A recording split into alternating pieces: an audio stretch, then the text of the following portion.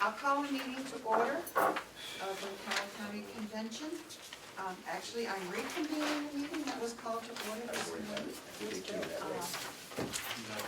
He is not here. He said he will be here by phone if we need him.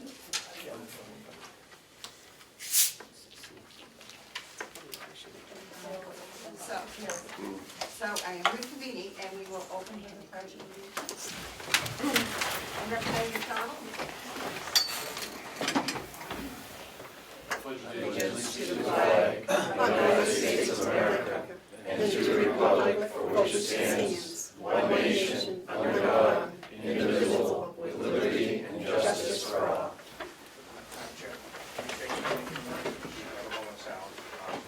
Oh, yeah. Oh, thank you.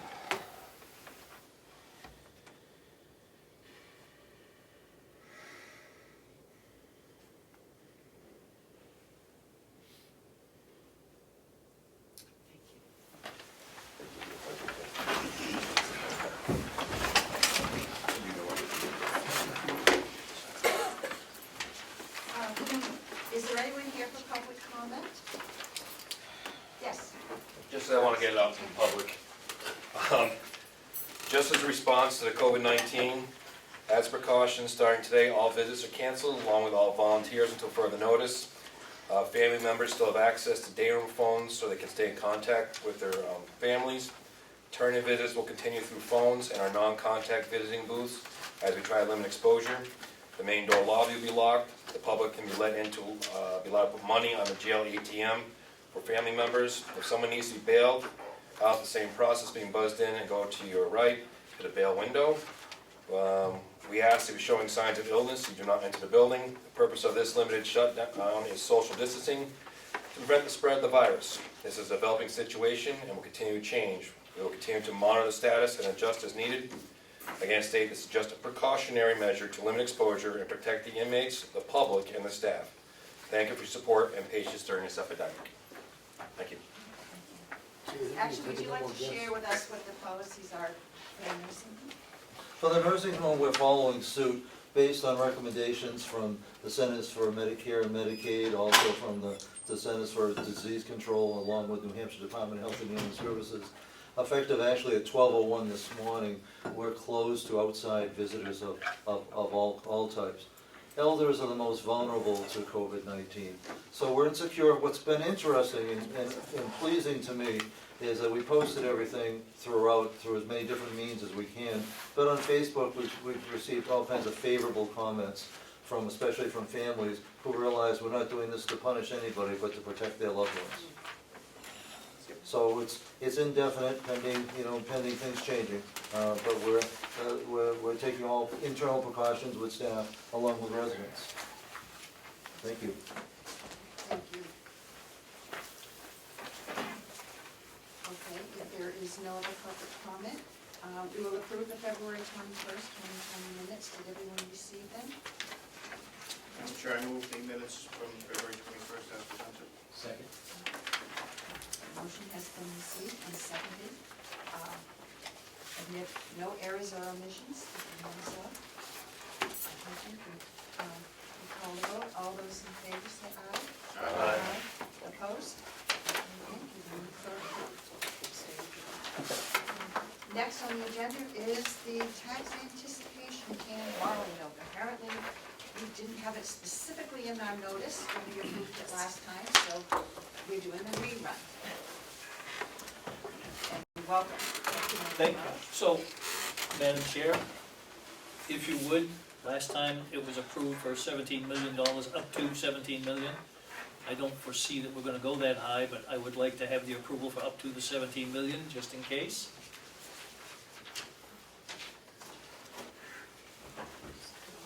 Okay, are there any, do I have a motion to? So moved. Moved by Representative Butler, a second. I think it needs to be a specific motion. It needs to be a specific motion. Would you work the motion? I will try. I move 17 million for the up to 17 million for tax anticipation notice. Note. potential borrowing. Is that specific enough? Thank you. And do we have a second? Did someone volunteer? Okay, we have a second, so Representative Hansler. All those in favor? Oh, we need a roll call? Roll call, we need the right motion. Okay, We're gonna pull the one off the minutes from January. okay, thank you. Get me ready what the motion was in Thank you. January. To authorize the county treasurer to borrow up to $17 million in anticipation of taxes in 2020. Okay, Representative Butler? I like that. You like that, okay, let's go with it. Thank you. So, again, Representative Hansler will second the motion. And Madam Chair? Okay, and will the clerk, any discussion? So the reason we're doing this again is because it wasn't officially done?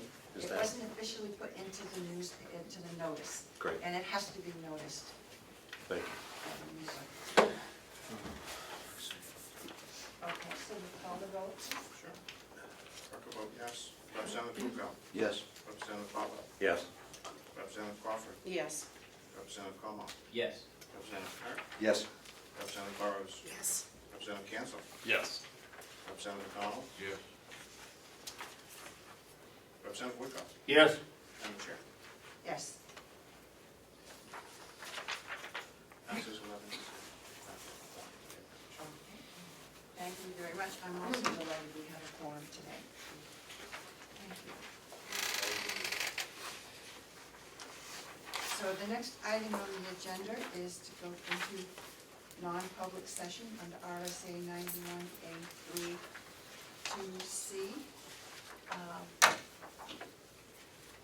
And it is definitely 91-2C. Matters which is discussed in public would likely affect adversely the reputation of any person other than a member of the public body, unless that person requests an open meeting, which does not apply here. So, do we have to do a vote for that? Roll call. Okay, we'll do a roll call vote to go into non-public session, and I would like the commissioners to join us. Who seconded the motion, Madam Chair? I'll second.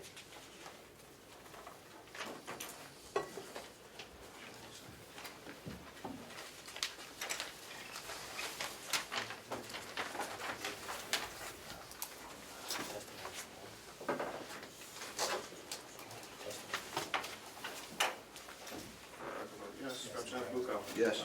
Representative Butler? Yes. Representative Crawford? Yes. Representative Comeau? Yes. Representative Knapp? Yes. Representative Burrows? Yes. Representative Cancel? Yes. Representative McDonald? Yes. Representative Woodcock? Yes. And the chair. Yes. We're now in non-public. I would entertain a motion to exit the non-public meeting. Madam Chair, one question is before that, just There's public- Sorry, too late. not really, that's very public, that's fine. Okay.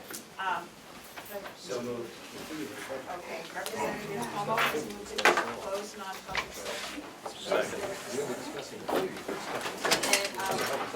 second is Representative. And also, I would like a motion to seal the minutes. Oh, after, okay, we are now out of, Roll call. I'm sorry, roll call. I get 2 hours. Clerk votes yes. Representative Bucco? Yes. Representative Butler? Yes. Representative Crawford? Yes. Representative Comeau? Yes. Representative Knapp? Yes. Representative Burrows? Yes. Representative Cancel? Yes. Representative McDonald? Yes. Representative Woodcock? No. And the chair. Yes. Motion passes 10-1. Okay, we are now out of non-public session. And I'd like a motion to seal the minutes of the non-public session. So moved. Representative Comeau, and is there a second to the motion? Representative Butler. Any roll call on these votes? Okay, we have a roll call. It is, 6 months, year, 2 years, indefinitely. Uh-huh. Whatever the motion is. I don't know what is to I motion that it's indefinite. indefinite. Thank you. Thank you very much. Did we get that from the original motioner? Representative Comeau. No, did you do that? Yeah, you do. First was Comeau, second was Butler. You do both. Otherwise, we have to do an amendment. Jason, what are you asking? Motion to seal. To and seal the amount them of time. indefinitely. Motion to come out of non-public and seal indefinitely the non-public minutes of 3/14, 13, 2020. And we came out of non-public at 1:55. And I'll second. Thank you. You've got the second. Okay. Do a roll call. Clerk will yes. Representative Bucco. Yes. Representative Butler. Yes.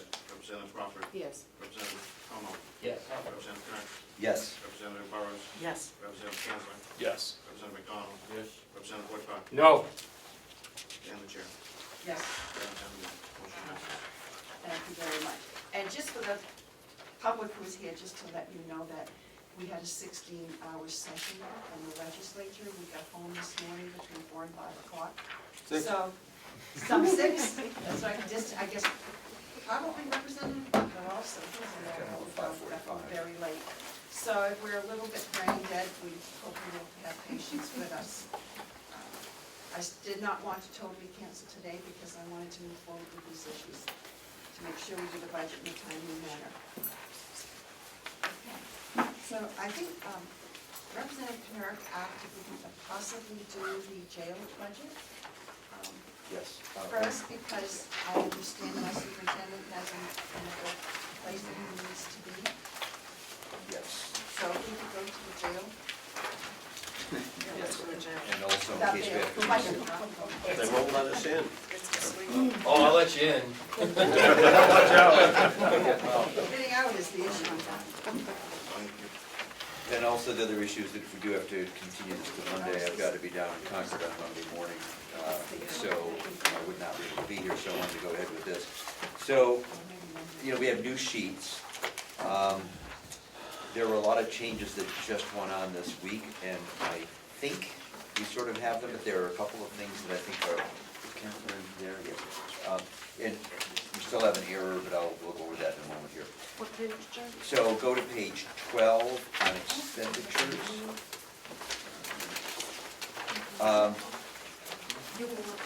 Now, the most important thing to understand on this is that Jason also went to work trying to find some things he could cut. One of them was very lucky. You all heard about the guest that we had. There was $650,000 contingency fee we put in for their medication. We were able to get him on a different medication, which the drug company wants to provide for free because they want to increase the number of people on it. Excuse me, I think you would like to. I just want to publicly say to my nursing director, Lynn Sweeney, she came to the commissioners meeting, she's been working on this, along with others who've helped us out all through this process, and we were able to get him switched. Actually, medication came this week, he's just got to do a doctor's appointment on next Tuesday, and we're good to go at no cost moving forward. So the point is that we have accrued some cost, but we can cut that line by $450,000. So that's some good news, but it's a bit fortuitous. In addition, though, Jason got his red pen out and was managed to get rid of $165,415. Some of that was also not, I wouldn't say fortuitous, but due to the fact that the jail contract has not yet been approved. So if you go to line 009, this is in jail 6100.009. In the salary line, it's listed as $1,321,488.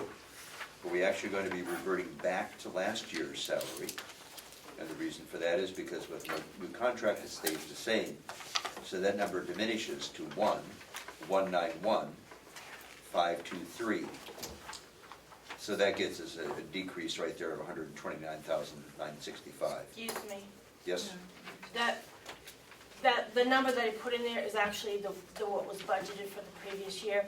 This, what you're talking about, what, I did the same thing initially. That was, the 2019 is the revised budget, but where they were going back to, so what the commissioners had proposed is what the 2019 budget was originally, before we made any transfers. Right. Well, I had chosen the revised, only figuring that reflected what we actually paid. Is that, what can we check with Jason and find out what he thinks is the proper thing to use? In other words, I thought we were usually generally trying to go by the revised numbers rather than the budgeted numbers, because the revised numbers is what we actually ended up using. But I'm perfectly happy to go the other way, at the will of the commissioners and the superintendent. That's what, I came from Jason this morning, that's why I said that, so. Level funding it back to 2019 numbers, I think it's appropriate. But which 2019 number, though? That's the The one, the 1,321,488. budgeted or the revised budget? I'm sorry, which? The original budget. The revised includes all the transfers that Correct. we did, which was the actual need. Right, that's why I was So going are with we the working revised. from the actual need, or are we working like Yeah. you were hoping it would be? The 1,321,488 back to last year's budget would be, hopefully, we maintain fully staffed, your payouts and everything else. Just because what we paid last year doesn't necessarily reflect Okay, of what's gonna be this year, depending on if we keep staffing or not. okay, I'm perfectly happy with that, I just misunderstood which one we were going to be using. So, change what I said, keep line 009 at the 1,321,488. Now, while we're on that page, they'll slide up one line. One of the cuts that the superintendent was able to work on was the nursing salaries. So that number, you may notice, if you compare it to what our subcommittee number was, is down 17,450. So that number that's there is accurate according to what we're going to be doing. It's just that it's different than what came out of subcommittee, just because of the cuts that the superintendent worked on. Go to page 13. Madam Chair? Yes, sir. Oh, sorry. No, it's fine. No, sure. Yes, that was- Representative Cook, can we just have the, I understand what you're saying, narratively wise, but can you tell me numerically what the specific figure is? Are you looking at the 247, the 264? Yes, it's the 247387, the number that is in the, Okay. it's labeled What what if- if version 1. Okay, Okay, what? that's the numerical number you're using, thank you. Yes, that is the proper number in that column. Okay, And I'm thank just you. letting you know why it's different than we decided on the cuts. Thank you. Can we just hold this for one moment, Representative Beltran? We have a motion, so we know what we're discussing. Okay, I would like to move the jail budget, expense budget, because I'm on that part now. Is that okay? Second. So at what number? Well, we're gonna have to redo the math, because I have to add back in that 129965 right now. It's on. Because I had it all set up without that. But yeah, it should be the total that's on there now, actually, because that, Well, but I think there's a couple of other errors, that's the oh, is problem. it something else? Because Yeah. I changed everything that, Yeah, well, that there was still one error, that there was something from getting transferred, but I'll get to that. But if you want to have a motion, do you want the number? If so, I'll give you what my number is at this point, but that's our subject to change, obviously. Okay, so what budget, what number? Okay, well, let me just do that quick math, I'm pretty sure this, I've got added this other, okay.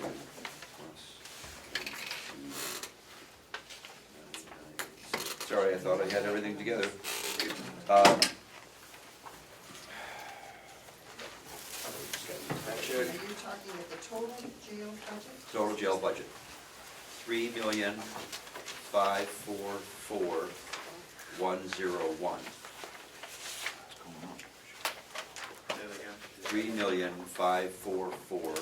3,544,101. But let me explain why I ended up with that, which is different from the other number, because, Representative Beltran? Thank you, Madam Chair. Could we have actual numbers from the finance manager before we start? well, they are what's on the sheet. These numbers, I mean, because if you adjust the salary, there's a lot of lines that go along with. Yes, that's what I'm gonna be going over. Yes, They've already been worked through. yes. All right, so let's go back then to, that was line 009. Again, the number that's there should be accurate. It's diminished from the subcommittee, and that's because of the reduction in the nurse's salary that Jason was able to come up with. And then the number for the salaries, 009, we are using the number that is in there. Then if we go to the next page, page 13, line number 027, because of an extension of a grant, we were able to drop that by another 12,000 from the subcommittee's recommendation, which had been 32, so that's 20,000. That number is accurate, to my knowledge. On the next line, 028, inmate programs. We will drop that 1,000, so it goes from the 15 that was the subcommittee down to 14,000. Again, the number that's there is correct. The next number, the superintendent wanted to transfer 26,400 out of that line, which was at 40,000. That's again line 029, and move that into line 039.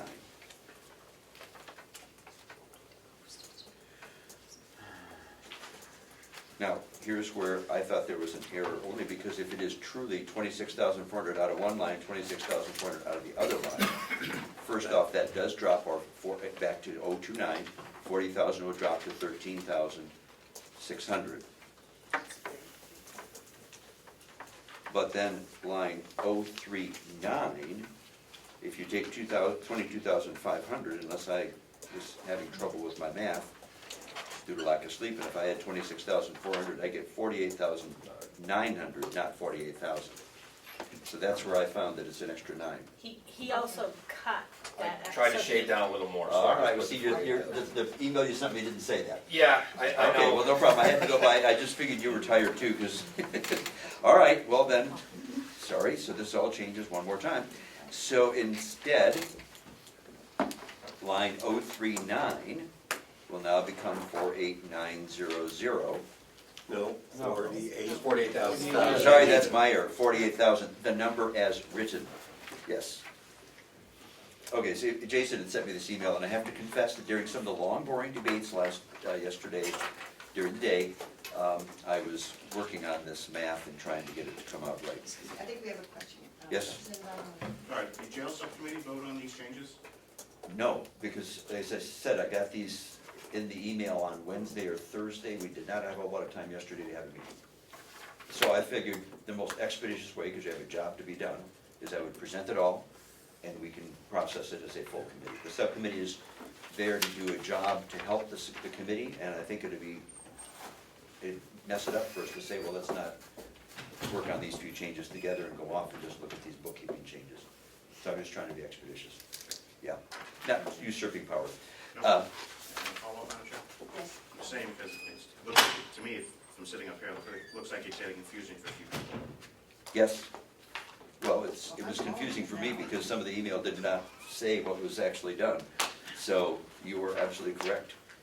All right, so let's now, I just got to get this corrected in the next page. This is going to go down another 9. So the numbers are in the what if? Yes. Yes.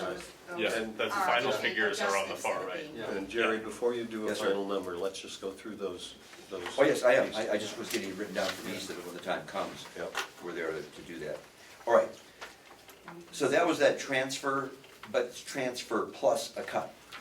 Yes. Right. So that means that line 039 is now 4,800. 1,000. Representative Avalon? Could we not use the word transfer? I'm sorry, what we just, Allocate. reallocate, thank you, I like that. It's more accurate, yes, I'm good with that, thank you. There is also one other thing which, as best I understand, was left out, because in the previous meeting, there was a discussion about the jail study, and the 15,000 had been somewhere else, and we decided we would add that into line 1. This is at the last meeting of the whole delegation. That 6100.029 fees and services was going to go up by 15,000. So that was going to make that 55. This again is 029. We still had the line 40, and then we had the diminishment of 26,400, which gave us the 13,600, but we have to add back in that 15,000 to make it 28. If it's being done. If it's being done. And that is an issue. Wasn't We sure should if it's also being done or decide not. that because the budget is too big, that we do not wish to do the jail study at this time. Well, I think, yeah, because I think at one point it was as the jail study that came out of the jail study committee. Yes. And then it somehow made its way over to be a financial payroll Multi-two. study. It was in multi, and we decided that wasn't where it should be. We should, Right, it had been moved, taken Yeah. out, so then, that's why it was put in here.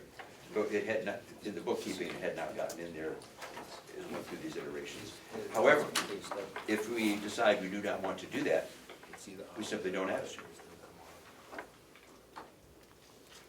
I mean, perhaps we ought to just do a real quick vote on whether we think we should proceed with the jail study, or just leave it off, because if we leave that off, we already have a motion on the floor, so we can't do that.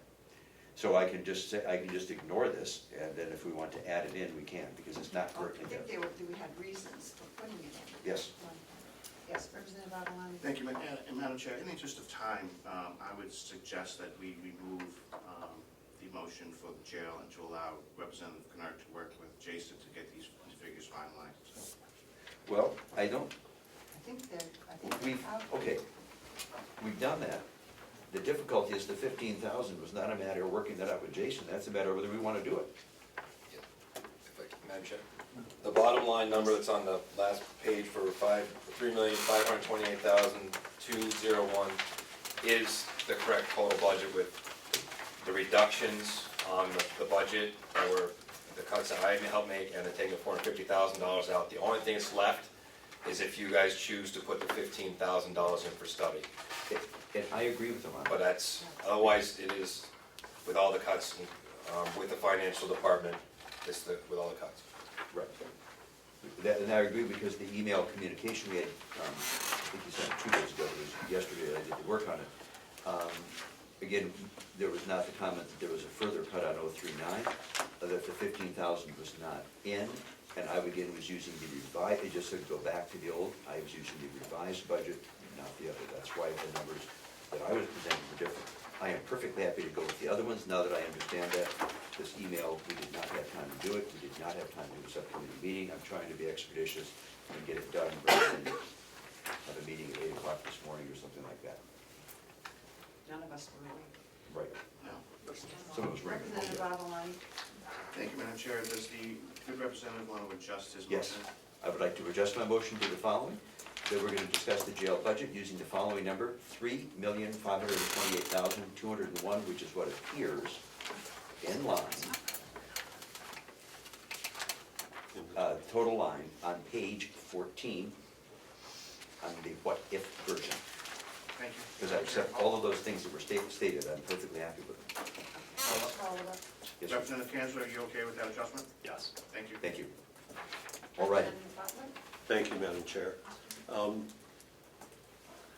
I have not been privy to all the conversations about whether or not a study of the jail needs to be done, but in the brief discussions I've had, it does not seem to be necessary or a good use of money or focus, and that we ought to be able to get the kind of information that we want without having to do a formal study.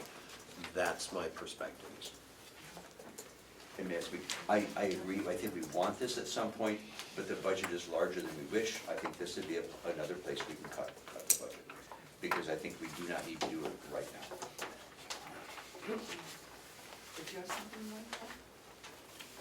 Well, I don't know where we are we going to do a vote on that? No, I think we're talking about the jail. I am going to, I think, for the interest of not getting rid of confusion, I should start from the beginning, now that we've actually resolved those couple of questions I about think that would be more communication. confusing. Yeah. You gotta realize, communication was very limited, as I was sitting in a house session and I'm trying to work with this, and it was not something that was easy. So, we've got the final number, let's go back to page 12. Yeah, And just take it one line at a time, and now it's gonna be easier. Yes, sir. Oh, sorry. I'm comfortable with having reviewed the pieces that we've reviewed, and if we're making a decision not to have the study, then I would support the bottom line as defined by the chief and our finance director. I would just like to add one thing as far as the jail study is concerned. I think that the reason that we had talked about is there've been a lot of changes in what is happening now with sentencing, with the drop in number of Carroll County residents that we have at our jail. and how we're managing, you know, how we set our costs for taking prisoners from around, you know, from around the state, and how all of that works together. It seems to me that I know I had a lot of questions, and I heard a lot of questions. And I think we wanted to look at it. Now, whether that's going to be $15,000 or not, I don't know. I don't know where that number came from. But I do think that given over the last couple of years how the population has shifted to fewer and fewer Carroll County and more tuition in how we set our rates, how other prisons and jails set their rates. I mean, I don't know what's happened. I've heard that, and maybe our DA could answer that question. I've heard that some people that we went too far in letting people out. You know, I heard that the sheriff at one time said, boy, you know, things are changing, and some of us are looking back at some of these changes that were made at the state level in sentencing, and that there have been some shifts. And those were the types of things I thought it would be wise for us to look at, considering we're looking, you know, at such a major cost. And also, you know, do we need to make some changes in the jail that would make it work more efficiently or better for both the people who are, I don't know the word to use, our prisoners, and also our inmates, and also for our staff. We did get a really good rundown of how staffing is covered in the pods and all that, so we're starting to get some information, but I wondered if it wouldn't be wise to look at that, and I don't know if we need $15,000 to do it. I don't know where that figure came from. Yeah, that was an estimate because we were talking about getting an outside consultant to do this, somebody who would be qualified to do it and somebody who is not biased by being part of the system here, to be able to look at this as an outside thing to see what can be done about shifting. And we don't even know, it might even be more than 15,000. And I think, again, it might be a good thing for us to do, but we are facing a desire to cut the budget. The superintendent did a great deal of that already, and I think that we might argue that this is probably not critical at this point in time. Thank you, Madam Chair. It looks like there was some reallocation of money into other lines for a total of $714,000. I got $715. Well, $715. Could you tell the delegation with the removal of that, well, we had looks like a $300,000 increase in the jail budget. okay. Well, again, I'm confused. Representative Butler said let's just accept it. You want me to go over it? You had to go over these No, I lines. just want to know. Yes, well, first of all, if we look at the budget and the revised budget, it did go up quite a bit in the subcommittee. There were some subsequent cuts. I've already explained that part of that was the $450,000 from that one inmate, and then there were a number of other cuts that were achieved. Some of the reallocations, actually, there was just the one reallocation from one line to another line. The other things were simply cuts that the superintendent came up with, and I can go over them line by line if you wish. So what I was thinking, Representative, was you have your revised budget, you have some things like the electric, propane that have been taken out, right, and transferred to another, and you have $50,000 for building maintenance and rubbish removal. Those are the things I think you were adding up. And I added it up really quick, and the difference between the revised budget and the what if is about $417,419. But if you add all of those that are no longer in the budget, I got $715,886. So those $715,886 have been taken out of the sheriff's budget and put someplace else. The jail, sorry, Sheriff. Yes, I mean, all departments had the shift in the, Right, in the so propane, electricity, and so on. Excuse me, so it's a little different for everyone to understand that $3,528,201 basically is the what-if budget, but there are other things that are different. Yes, and that applies to all of the departments. Right. Yeah, so it will come up in each of them. Right. Sorry. So yes, there were, again, the most important part of this, that there was the big change of the 450,000, I'm sorry, for that one inmate.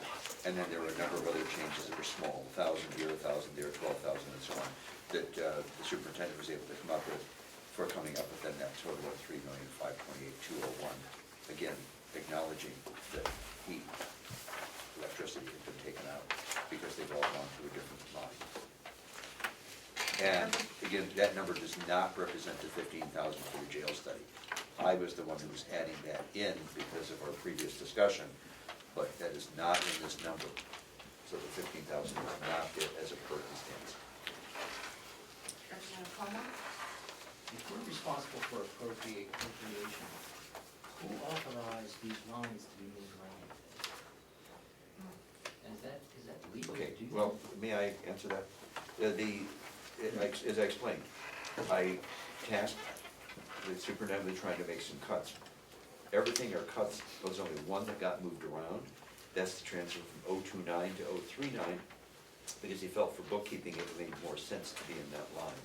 039 is supplies and 029 is fees and services, and he felt some of the expenditures were more appropriate to be in the other line. And that's where that comes from. But it was an equal transfer, but then also a cut on top of that in 039. And were you asking about the, as far as the electric and that? Yes. The Oh. electric, because that had changed the whole place with Right. the new Now, system. if we as a delegation chose to do that, I believe we have the authority to do that, but I never see that happening. I feel like I'm losing track of the budget, because now the budget looks different than it did a few years ago. Like, if you go to all these actual and revised budgets, how are we accounting for exactly how much we spent or appropriated if they keep moving all those departments into other, unless I'm seeing something that's not right, I just don't feel comfortable with not being able to trace that. I think that always happens when you add new systems and things. Something you can keep separate, but some, if they're more centralized systems, then it's going to be, instead of one in every building, if there's a centralized system, it's going to shift somehow. I mean, I can see, that would work for me, but other changes would not. Representative Avalon? Thank you, Madam Chair. Did you say bookkeeping? Sorry? I thought I heard you say bookkeeping in one of the lines. I was trying to figure out which one. No, it's just a matter of the Matter bad of choice bookkeeping. of words. I meant Okay. the accounting, How which we line. account it was. that, Yeah, my error. Maybe our financial administrator can tell us how those changes. Excuse me, can you, our financial manager? Can you tell us just how the things change, that some of the systems, electricity and all things, how that is shifted? Yeah, I think I sent everybody a sheet on that a while back, but showing where the holes are showing in the budget now, they got moved to that 4198 budget, so that from that point forward, that those items are going to be in one department instead of pieced out all over the county. So it's an effort to actually, moving forward, it's going to be a lot clearer. You're gonna see your electric expense is gonna be right there on one line. You won't have to add it up from all the different departments. But, I don't know, we're used to seeing it in pieces, so how the allocation, I think, is something that perhaps some people are missing. It got pulled, but it got pulled out of those budgets, so it just, if it was still budgeted, it's still budgeted the same amount. It was actually, the electric and propane were level funded, so it got pulled out of all the different budgets that it was in and consolidated into the 4198.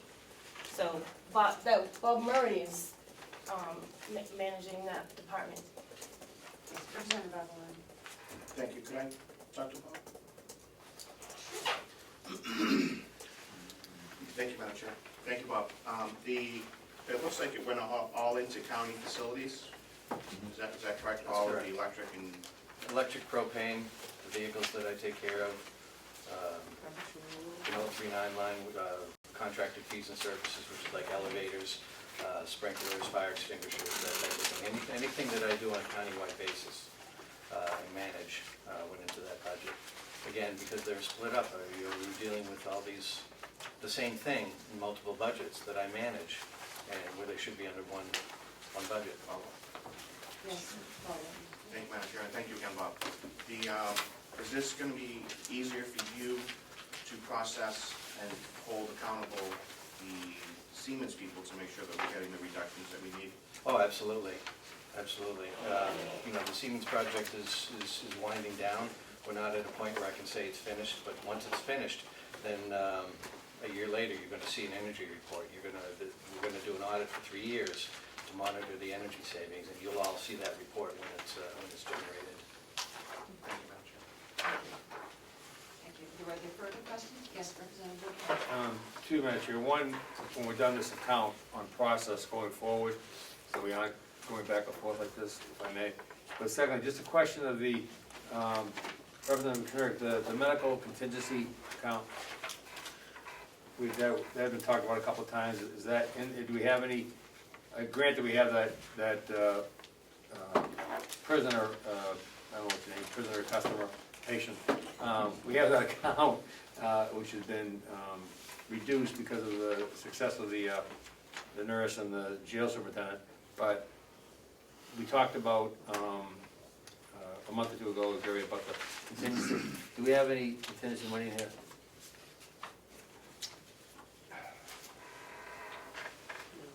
If I recall, actually, I'm sorry, but.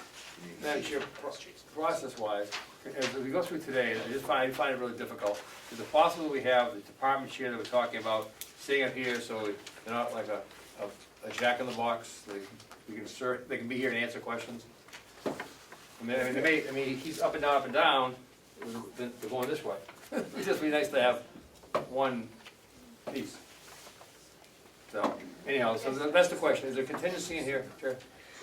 Actually, I think we ended up putting all that back into the medical lines, right? Other than the 650, which was a special line.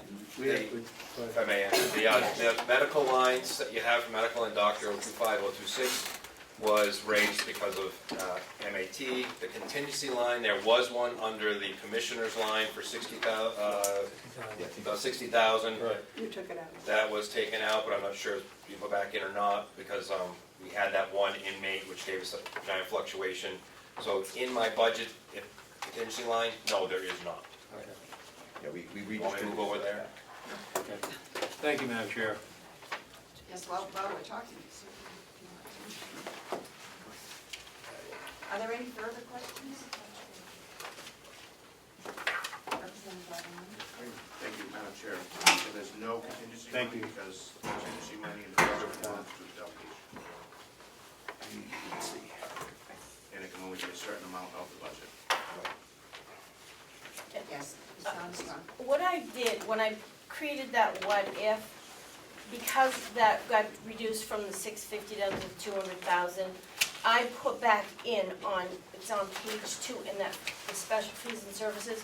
It had been in there, the 60,000, so I called it the inmate medical contingency, so, and you guys dropped it down to $1 because it was $650 in the budget for that guy. But because it went back down to level funding, he's committed to 200,000, that's already committed. So I put that back in there. For your consideration, that's just, I was using some of my recommendations. I put that 60,000 back in the 4102 budget on page 2. Yeah. So I thought it would, because of that change in the jail. Representative McDonald? Thank you, Madam Chairman. You mentioned the word committed. What's he committed to? He's already, we're a quarter of the year into the, way into the year, so he has already, he's obligated to pay the medication that's actually been certified this year. So from this point forward, he's got that, so it's going away. But there's 200,000 that we have to budget for. My answer, yes. That would be that person. We could potentially have Yes. someone come in That's what tomorrow. she- who Right, might have the same- right, that's why I put that 60,000 back in that 4102. It was just to make you guys think about it. I think you should have some kind of a contingency. May I clarify? It's Yes. page 14.076, that's the special inmate, which again drops to 200,000. The other one is on the page 2, and I just had it page 2, line 4102076. That's the inmate contingency fund which we had in previously, and we, as Ms. Armstrong said, we should do that back up because no longer do we have those funds sitting elsewhere. That's back in the commissioner's budget though, not in this budget. I'm just confused a little bit that because I think we need a contingency, absolutely. Absolutely we need it. Yes. But are we moving it, if that is specifically the inmate, shouldn't it be with the jail part of the budget? Madam Chair, just point of order, correction. When the money was reduced, we had a dialogue about it being in the commissioner's budget. It was concerned about the distribution of those funds through the commissioners versus through the jail account. Representative McDonald reduced it, and I seconded it to $1 to leave that line open, with the intent that that $60,000 or whatever figure for contingency for the entire jail population went back into the jail account, so it'd be managed by the jail. That's why we put $1 in there to leave that line open and move it out of the commission into the proper place. So it'd be distributed and reviewed by the jail and not through the commission's account. So it'd be all the jail together. Is that your remembrance, Representative McDonald? Actually, Of course it is, yeah, yes, thank you. His memory is correct. Yeah. We did do that. We did that. Because that's why we put it back into the other 2 lines that were there. So again, that's not part of this budget, so if we want to look, when we relook at the commissioner's budget, we can decide whether we want that 60,000. It is part of it. Madam Chair? Not the 60K. Representative Canard? Yes, Representative Yes. Woodcock. The intent was to move it back into that line item. Yeah, I agree, and we did. I'm just saying that as it resides now, it's in the commissioners, so we have to decide when we're deciding that budget. But Representative Woodcock is absolutely right. The group Do felt. you want to say that again? I call you what? He's absolutely correct that we had decided rather than have 60K in a contingency fund, we would distribute it to the medical funds in the jail budget where we thought it should reside. So his memory is correct. That's why we did drop it to $1. I'm just saying that it's been put back in at 60K. That discussion needs to happen when we do the commissioner's budget. It's not part of this one. Well, as Representative Comeau's point, if we're trying to track and responsible for the budget and how it goes up, down, or how it moves and how the money is spent, if sections of one keep getting moved over here and over here and they're moved around, we lose the ability to track that. So that would be my concern. Just a quick follow-up, I'm trying to find this in the part in the statute, but I don't think we can do it like that. But I'll keep looking. Representative Avalon?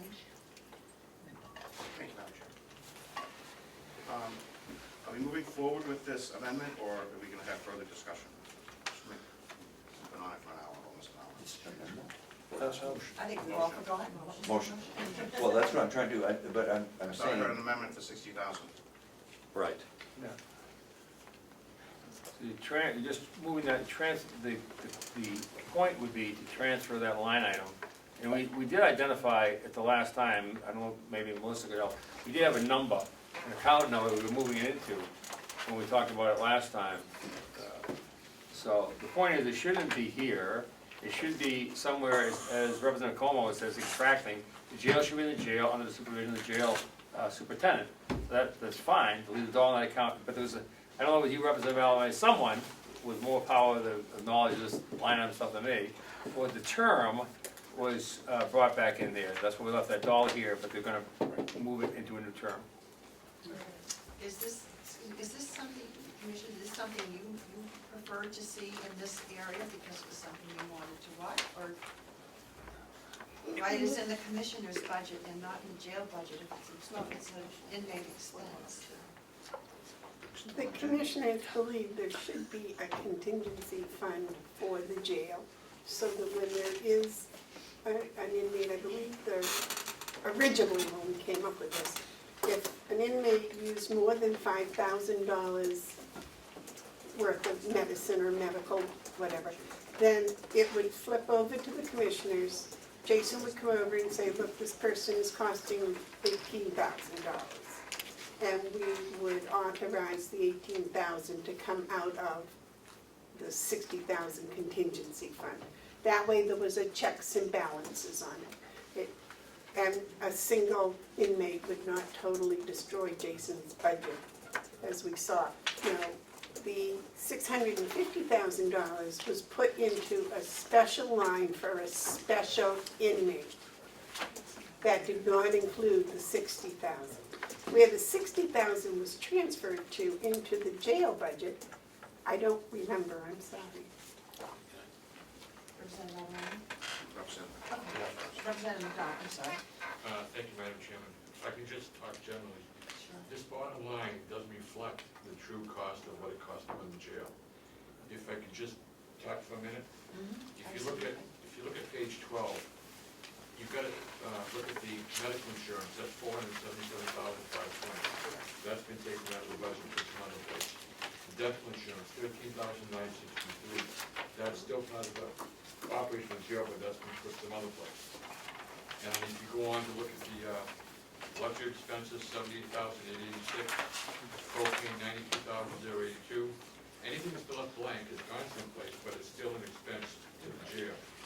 You've got to add up all those numbers to find out the true cost of what the jail is. And because it's not reflecting around $700,000 worth of cost to run the jail, that should be shown in what it costs to run the jail. It looks like the budget's going down, it's staying good, but it's really not, it's going up. They just moved these things into another account. Yes, Representative. If you can compare lines back and forth, see it went up just 2 spots in salary. Take a look at this, if that's the way you want to look at it, then you need to look at every department, because all departments, most of them didn't have insurance in it, they were part of the building, not part of the department. Electricity was not in there as heat, propane. So if you're going to go that way, then you need to go back to every department, which a lot of them didn't have that in their budget.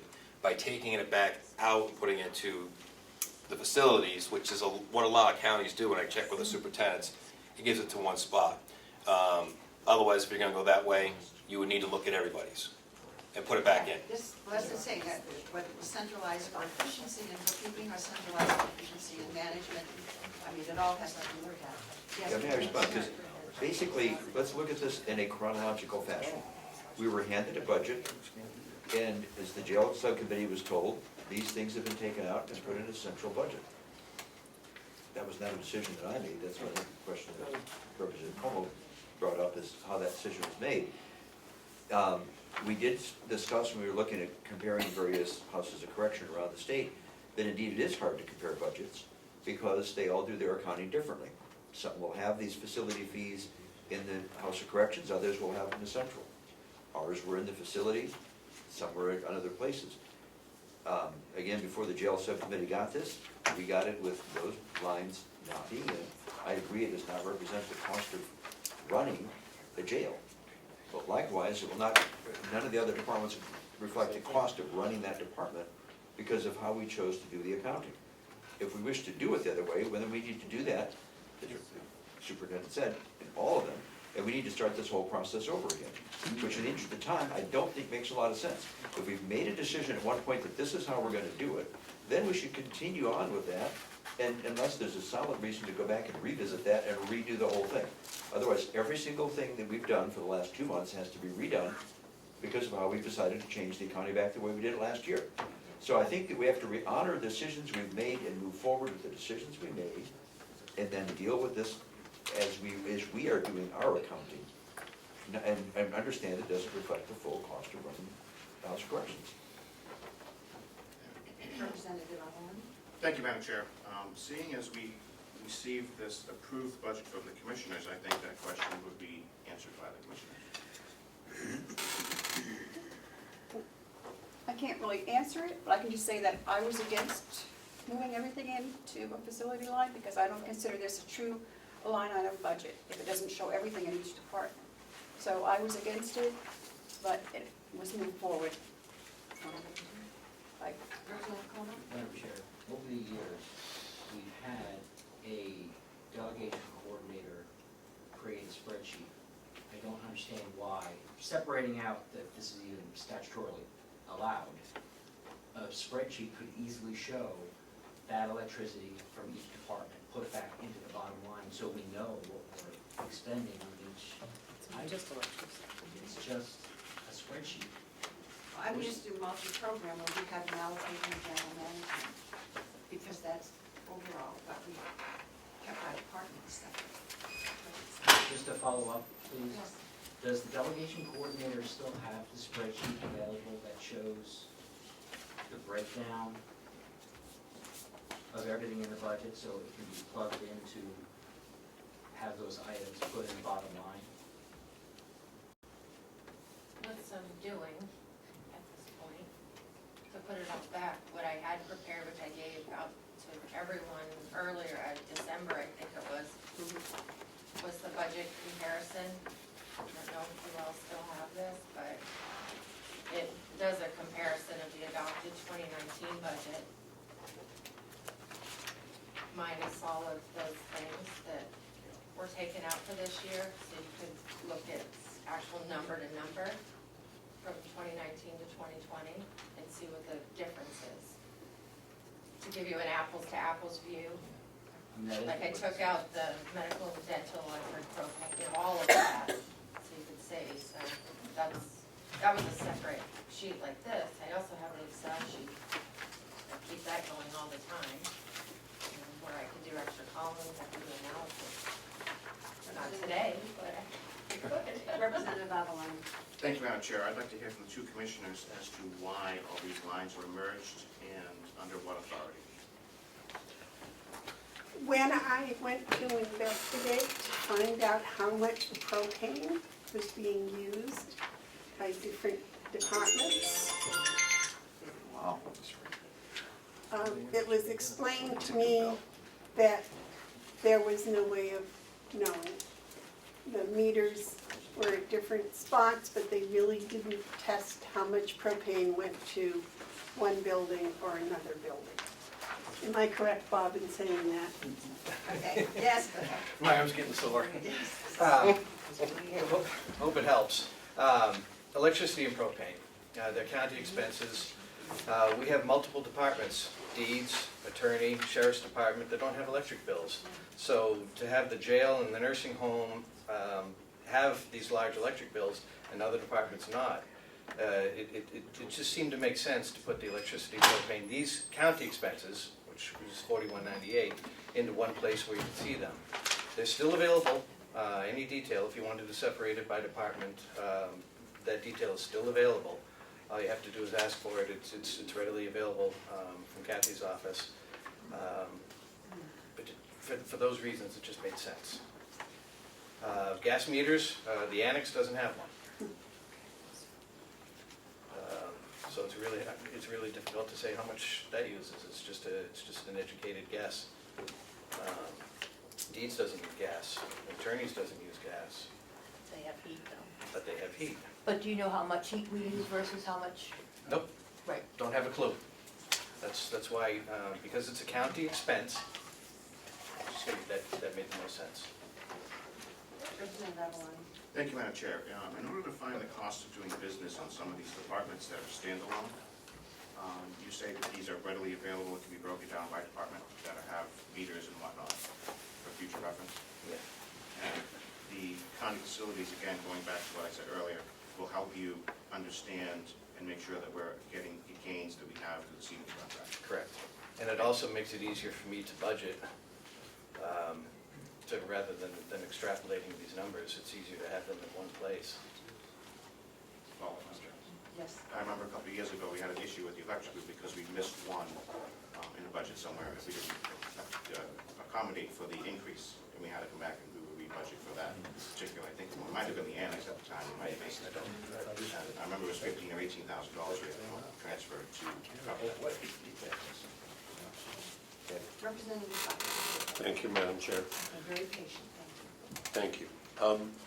So I thought that we had discussed the consolidation of those departments and numbers at the beginning of this process, and that, to my understanding, we had agreed to do that. Relative to the reallocation of lines, since we are managing the entire budget, it does not seem unreasonable to me that that reallocation is done with an understanding of why and where. I can't imagine that statutorily there's a challenge to that, but if there is, I'll be curious to understand it. But I think we can move forward. Representative McDonald and Crawford have identified the difference that we need to pay attention to. And we will need to pay attention in each of those department budgets. And as we move forward, 10 years from now, we'll have the comparisons we need.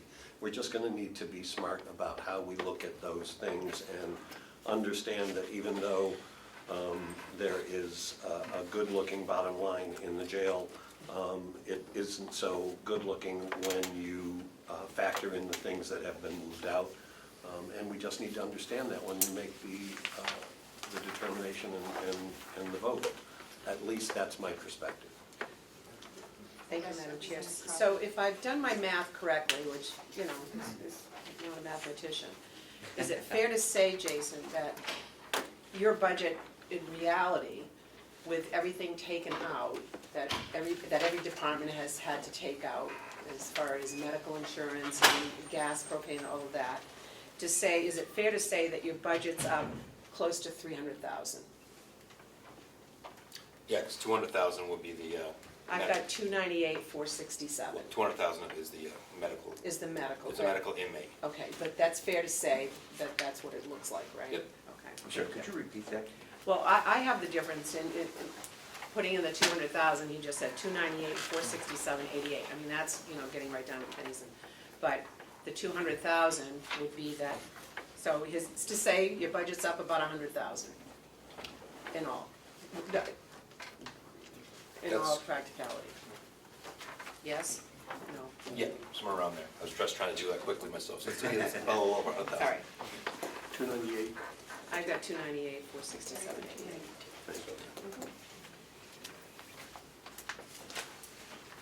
You could potentially look at that because there may be a way that in bookkeeping that can be broken out in a spreadsheet too, to see it when we do annual budgeting to track.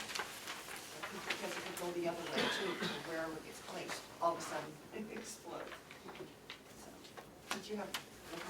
Thank you, Madam Chair. We're still, this all started with the $60,000, but I'd like to ask if I may, Bob, just to get a comparison, if I may. Thank you. Just the voucher sheets. Departmentally, across the board, I understand, it's bothersome to me that we've had this conversation. This is the third or fourth time about the philosophy of pulling it out. I mean, that's what we did. I mean, for all the departments, they pulled it out, we asked them to, or they asked them to, and we said yes. But that's my question. My point is, when you look at the figures that you have now in your budget that has the collaborative or the, all of them, from all the departments that you manage, okay, like the jail for the propane expenses, utilities. Last year's figures versus the figures you're budgeting now for next year. That's the question. Are they similar, are they increased, are they decreased, now that you've extracted them out from the individual departments? A few variations because of contractual increases, you know, a couple of percent here and there. They're level funded. Okay, so the reality of the, I guess, the sheriffs or the nursing home and whatever one that uses those departments that they put all on you, give or take, level funded from last year? Correct. Okay. So it just gives a better perspective that, granted that they pulled them out because someone along the line months ago asked, we all agreed to it, and it's out there, now under his jurisdiction, but the funding is similar to what was level funded last year. I think that's important to know.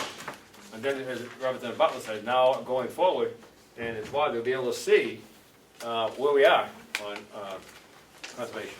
Thank you. Something that is like that number is not terribly difficult to pull together to show, like in your department, what you're responsible, give you the numbers that you need to work with and to do your comparisons.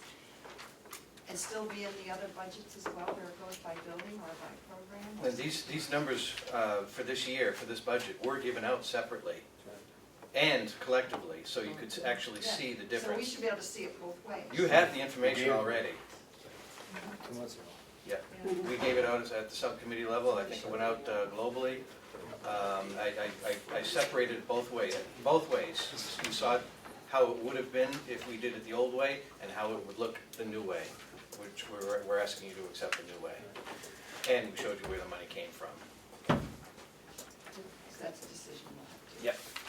And I just- Well, I think it was a decision that the commissioners made. The commissioners. You're approving the money for it. Yeah, this is what, it kind of troubles me in the sense, as I say, because we had made this decision when this budget was presented, this is how we're going to do it. And I think, here we are, a couple weeks, we have to get this budget done, and if we make a decision at one point, that's how we're gonna do it. I don't think at this point in the process, we should be revisiting whether that's how we're gonna do it. We all made the understanding that we know that's not gonna be the true cost of running the facility, but it's how we're gonna do the accounting. So I would just suggest we would continue on, unless we wanna start this whole process over again, the way we were in January. That's not what I wanna do. I'm not saying, I'm saying in the Well, no, future, but I mean, if we it seems want like a lot to of see people it, really want to, we come they say this those doesn't numbers. reflect. True. Our job today is to take care of what we've done, which is, this is the jail budget, as we decided we would do it, and let's get on with it, because we've been at this for a long time. Yes, we have. Was that a motion to move the question, Representative Clark? Yes. Yes. Novel concept. Well, can I move my own question? You certainly can. Then I would like to move the question, sir. Second, if it's necessary. No. Thank you. Ready for roll call? Quick discussion? Yes. Well, Thank- what, we want to read the motion so that we can understand if you're voting anything? Representative Bushman. Well, Representative Bushrock. Thank you. We still haven't addressed the $60,000 in the contingency fund that goes in the jail. But that's not in this budget. So it is, because it's going to be, Representative Knurk, and in a moment, if we move it, when we're talking about the jail, and we know it goes there, it would seem to me that we would add in that equal amount of money that we want in from 0 to 60, whatever the number you want, in that, so it's under the jailhouse. And when we go back and look at the commissioner's budget, go back to the $1 as Representative McDonald and I and the board passed last meeting. May I So you respond? pass it when you May I respond? We just need to get a line item Well, number or. we have already done that. If we turn to line item .025, that went up for the commissioner's budget from 50 to 70. And line 026 went up from 95 to 113 because we put both of those up, rather than having the 60 in that contingency fund, we added it back into the medical costs there, so that's already been done. Okay, so that, Where? No. Am I incorrect? Incorrect, sorry, yeah, that's Okay. incorrect. A lot of that line was moved for MAT, Yes. so that's not $60,000 contingency, it was there. Yeah. Well, And I can make a suggestion, if it's something you guys want to do, I mean, you have the special medical fees, which if you want it in the jail budget, could always go there and be managed out that way. Make it $260,000, whichever way you want to do it, but, or no contingency. well, may I respond? Yes. I thought part of because it was a kind of difficult discussion because the MAT had not yet been decided. And part of it, I thought, although I was having a hard time getting clear answers, was that part of the 60K was in response to not knowing what was going to be happening with MAT. And we decided as a subcommittee, that we felt that we wished to proceed with that, even though it hadn't yet been decided, and wanted to budget the money for it. And my own personal opinion, right now, what we have for medical budget is okay. We're not doing MAT quite yet, but we have doctors' still expense that are being, it's for assessments. I would not want to put more money in right now. I think we're going to be okay. Again, this special individual, hopefully, never have something like that again. But I can't guarantee that. No. Representative Butler? Thank you. To resolve the issue of the $60,000, I would formally, at this meeting, at this time, make an amendment to the motion that we move the $60,000 from the contingency line to the jail budget in line. 59,999. Right, we want to leave $1. Yeah, we want, thank you. I want to leave $1, you're right, in the 076 line. Can I make a suggestion? everything line. Could we leave it to 60,000 and you could reallocate a dollar when we go back to that line? I like that. Yes, that's the Thank you. And if there's a second, I'd like to speak to my motion. Second. And I'm going to vote against it. But I would like to see us make that happen. It makes sense to me that there is that control that the commissioners have on that piece of the budget, if it remains where it is. But I think we need to resolve that issue. So that's why the amendment. Did you have a line for that? I did, yeah. It went into, Especially the main line. Again, from the, special meeting motion. On health again, 0.076, that's it. on page 2 from 076, 4102, 076. On page 14. That's on page So you 2. just want to add it, right? To 6,100, is that all you wanted to do? I want to move it from the line on page 2 to the line on page 14, which is medical. Thank you. Yes, I would love to. Please. You want to put $60,000 into 41020076? Correct. Thank you. We don't need to do anything else with the other budget until we go back to the other budget. 61, right? 6,100. Right, I'm taking it from the 41. Yeah, Yes. It's yes. at one, We're not on that budget. We're talking about the jail budget. If you'd like to add $60,000 to a number, I'm good with that. okay. We So- can add, and that means we take it out when we go to. So we're adding that 60,000 to 6,100, 0.076. Correct. And eventually, when we get there, we'll Yes. get rid of it if this amendment were to pass. Is that the 100 as well? yeah. Thank you. Move the question? We've had a motion to move the question. They're gonna do And it. just trying to, are we voting on the amendment? I'm voting amendment right now. Yeah. Okay, so we are voting on the amendment, and you can please read the amendment. Is to put $60,000 into line 100, 6,100,076.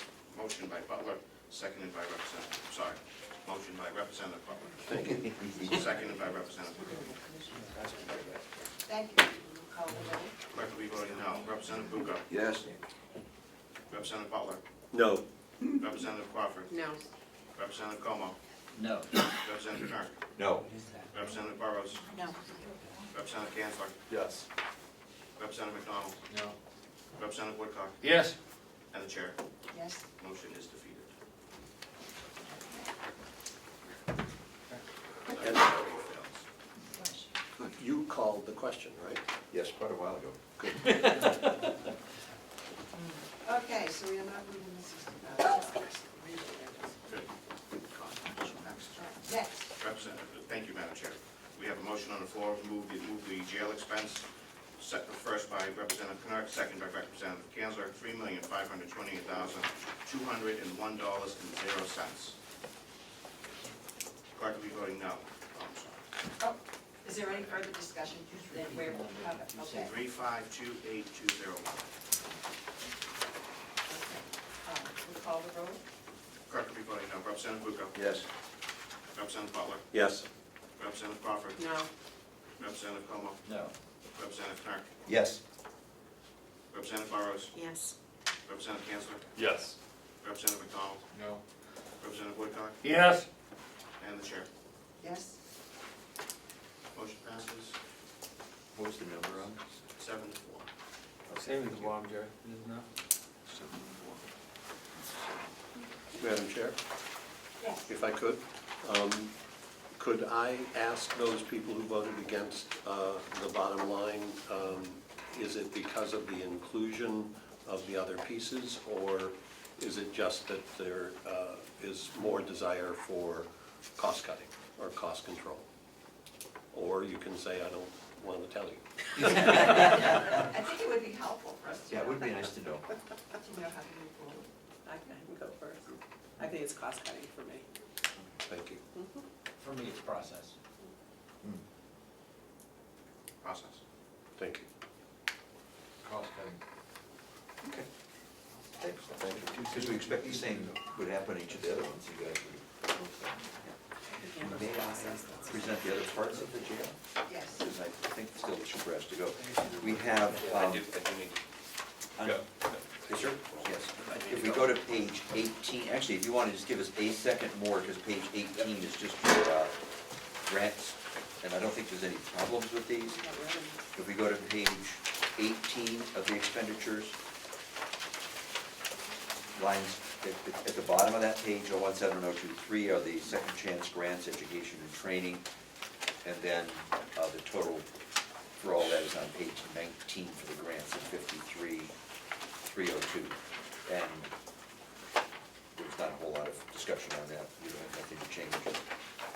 So I would like to move, may I, the Department of Corrections grants at 53,302. Again, at page 19. Second. Who wants it? Counselor? Okay.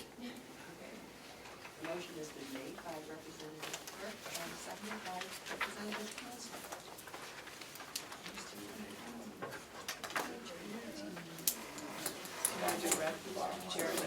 Actually, 19 is the bottom line. No, it's under, it's No, I said, underneath. are you going to? Yes, I got that.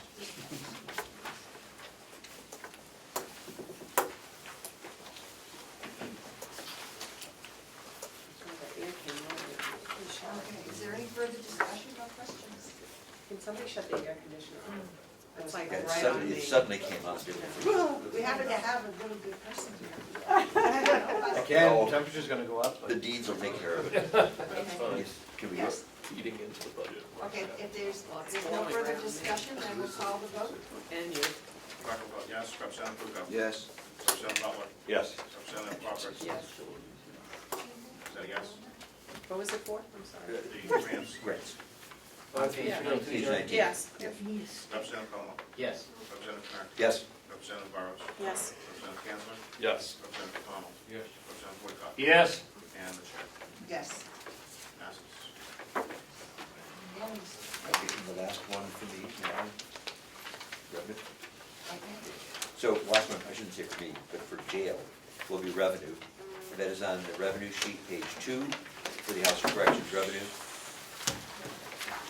Could we just do the expenditures and then go to the revenue? I'm fine with that, Thank you. because I don't think that Oh, Jason's. for other departments. Yes. Okay, 'cause he has to- Yes, that's fine, that's fine.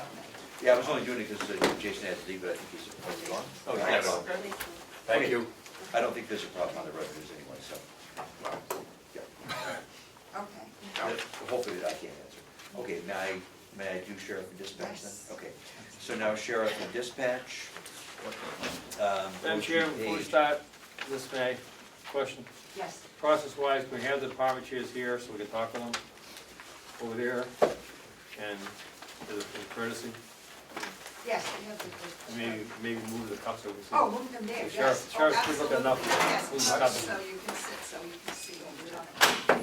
Yes, Thanks, Tom. you don't jump up and down. Okay. Thank you, Madam Chair. Well, You're welcome. I will move the sheriff budget, but I don't know if there's been any change in terms of contractual issues, so I'd really rather hear from the sheriff Okay. first. Yeah, if I could, there is no contract agreement at this point. We are close, I believe, so any salary line items, taxes and all that fees are pretty much subject to change. So I would hope to opt out of approving any budget until those are solid. Do you have a timeline that you can give us, or? I would hope this week, or next week rather, by the end of next week. Sure. Yes, it would have to be. Yes, I mean, I that's- think you are meeting Monday night? We have a Monday night on the calendar that's on hold. I'm sure we're probably going to be using it, Monday the 23rd. the 23rd. So if we resolve this next week, we can do that. Yes, I'm we could perfectly happy with this. potentially, we have a snow date next Monday. I have a dental appointment, but if we met later. Representative Adeline. I'm pretty sure we have this, most of us have this week coming up off of the house schedule. I don't. What, depends on what time. I'm there every day. I was Tuesday. I'm sorry, Tuesday, Wednesday, and Thursday I'm there. Yeah. Oh, Monday, sorry, Monday, Tuesday, Can we, Wednesday. can we and do Thursday. that Monday as well? Yeah. If we finish, you were all I set. mean, they're not gonna meet for another week. Well, that's what I want to get my part done, because I have to now. Until it gets set up. Oh, shit, 23rd. Okay. Okay. Ken, What is our pleasure, what's the pleasure of the group? Are we going to wait, and if so, I would suggest that we approve the sheriff's budget. That's what I would And then like if to he do. comes back with Yes, adjustments that we have before the end of the That's what I month, would we like would to make the adjustments. yeah, and that way we at least have that. that's what I'd like to do, Under our because then we've got that done. So I've got a question then, may I ask the sheriff? Do we do the what-if lines, or do we do the subcommittee lines? Sorry? Now, the what-if line is a projected, That's what I thought. with the contract. So we default back over to the subcommittee lines instead? Yes. Okay, so in that case then, I'll get that. So in that case, turn to page 7 for the beginning of sheriff, and then you turn to the bottom of page 8, where you will find the subcommittee 2020 line, then that will be the number we're talking about, 1674308. Because the what-if version was put in under the provision that we might have a contract, that the contract decided as of today. And this was just revised as of 2 days ago, I think, by Ms. Armstrong. But that was all of what-if, that's what the what-if means. So I'm moving 1,674,308 for the sheriff on page 8 at the bottom line. Second? Second? Somebody? Second, Representative Burrows. Representative Butler. Thank you, Madam Chair. On line 003, town agreements, there's a difference between the subcommittee and the what-if of a little bit over $15,000. What is that difference about? May I ask you to explain it, because we had emails flying back and forth again during the session yesterday. Yes, this was discovered basically, should have been in last year's budget also, because of the new check company, the way they do things. What the difference is the 30,000 is actually what is paid out of salaries to debit. The rest of it is, majority goes towards retirement line, and into revenue would be the overage, where it would be the 45. So it's basically the taxes and fees from salaries that is missing $15,000, and expenses for the accounting clerks. Can I ask where they are, where you list the taxes and What he's talking about is, Salary items. that was lumped, he lumped in, when when Dominic looks at the numbers, he's lumping the retirement, all the payroll taxes, that sort of stuff, he lumped it into that. What he did with the what-if version, he basically pulled the retirement, the social security, and put them back where they should have been, but so the numbers aren't different in that segment, it's just they were lumped in incorrectly just in this where one, are so. they in the? Well, the retirement is under 013. The 018 is the Medicare, the retirement is 013, and we have the social security is 010. But they're in there, you. Yeah, yeah, It's not they any- really there's shouldn't. no difference. What we're trying to do with this, when we discovered this was how it was set up, is we were just, in that what-if version, just redistributed the same amount of money, but into the proper places. And if I could, Madam Chair, I didn't understand that was relative to salary or pay, and now I understand it better, so thank you. Okay, are there any further questions? Is there anything important that you would like to enlighten us about, or changes? No, there were no big changes other than the lease is one less. And there is in the budget a line that you'll find in the budget requesting for 2 new cruisers, which again, hopefully the county will opt to pay for instead of lease agreements to save money. And where is that? That's capital. That's budget. a capital. That's a It's capital not- budget. Okay. Did you have a question? Ms. Weston? So there are no other questions on the sheriff budget? Then I will call the question. Repeat the number, please, Madam Chair, if you would. The number of the question, the bottom line. 167-4308. 430? In the subcommittee column. Yes, it's in the subcommittee. Oh, 430, okay. Thank you, Representative. We'll call the roll. Record vote, yes. Representative Bucco? Yes. Representative Butler? Yes. Representative Crawford? Yes. Representative Comeau? Yes. Representative Connor? Yes. Representative Burrows? Yes. Representative Kanzler? Yes. Representative McDonald? Yes. Representative Woodcock? Yes. And the chair. Yes. Unanimous, 11-0.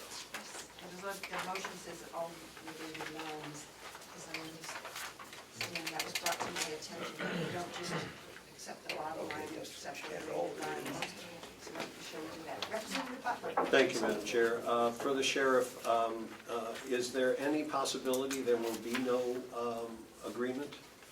Well, there's always that possibility, but I would hope that it does not go that way.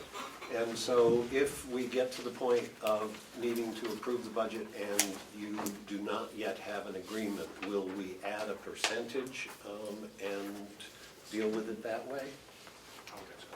Okay, thank you. Should know which way the wind is blowing. And also if you look, the actual change going to the what-if version for the sheriff was only going to be up 7,710. So it was not too bad. May I make a motion then about dispatch? Yes. Okay, I'd like to move the dispatch salary, which we have the same problem on, no contract. And so we are on page 9, and this will be using the column that says Subcom 2020, because again, the what-if version is still a what-if. So the number, final number, would be 807,551.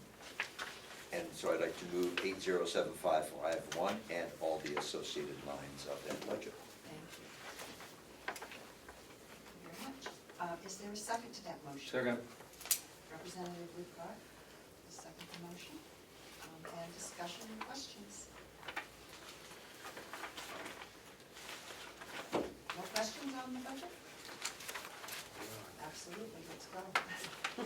Record vote, yes. Representative Bucco? Yes. Representative Butler? Yes. Representative Crawford? Yes. Representative Comeau? Yes. Representative Connor? Yes. Representative Burrows? Yes. Representative Kanzler?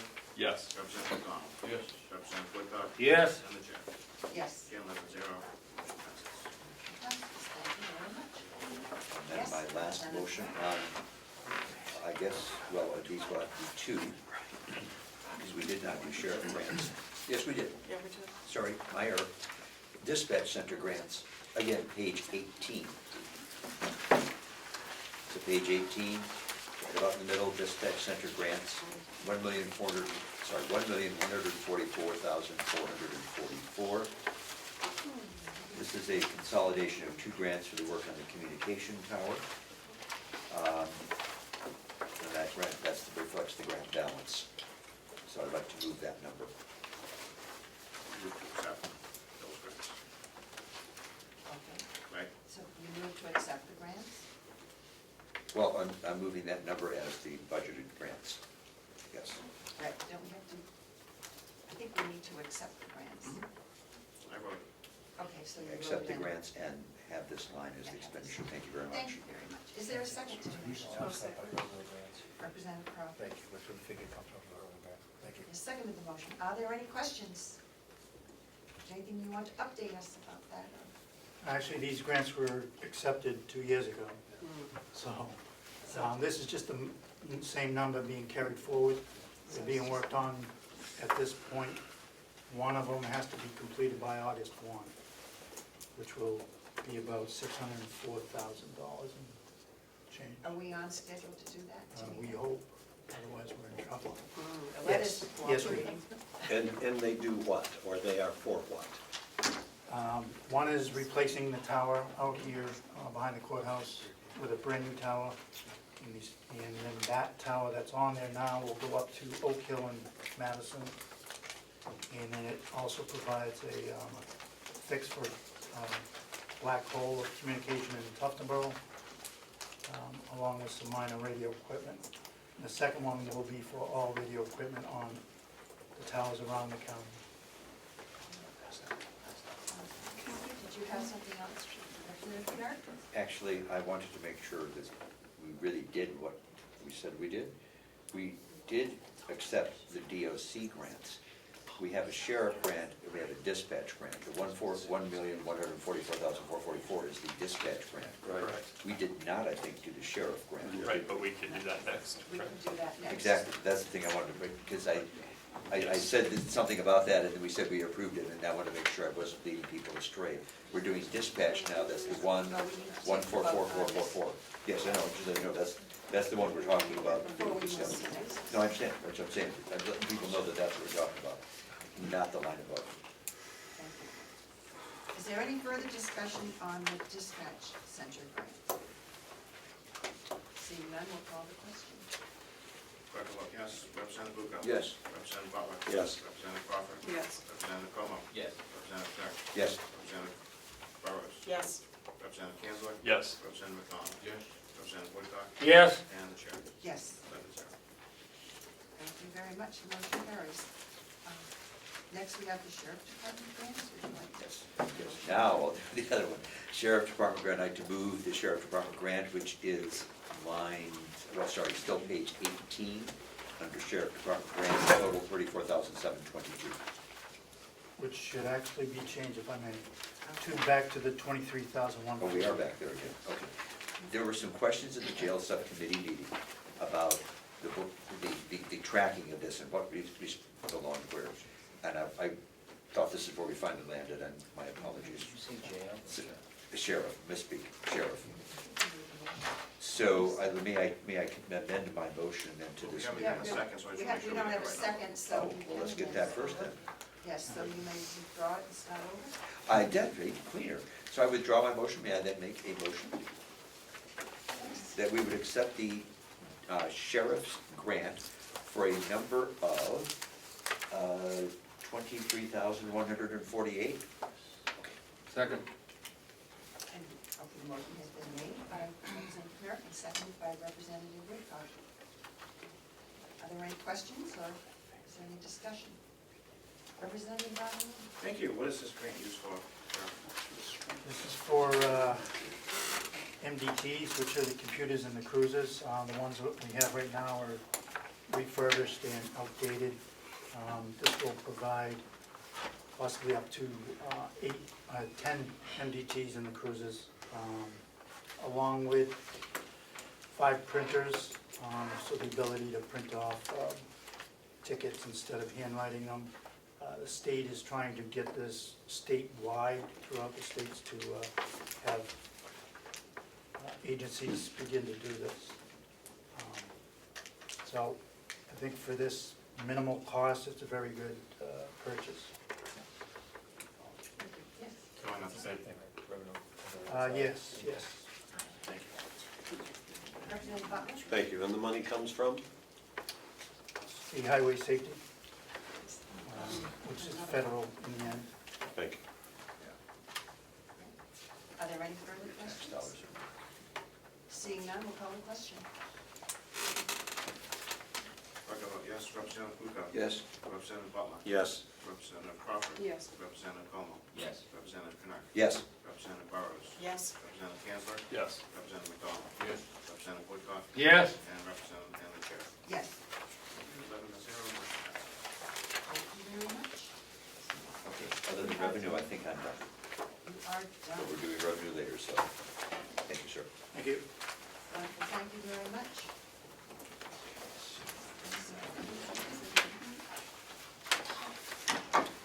Every time time we change the new page, I use what I wrote, because it's Yes. a new section. What we have approved. I think I am looking at some of the symptoms here. I think we have our county attorney.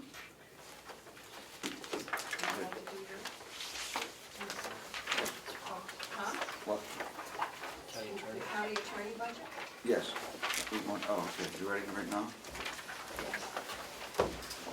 So, let's see, county, On page 5. And 4. starts on page 4, the bottom line, the total is on page 5. I move that we accept the subcommittee's recommendation for the attorney's budget at $676,476, which is the what-if line.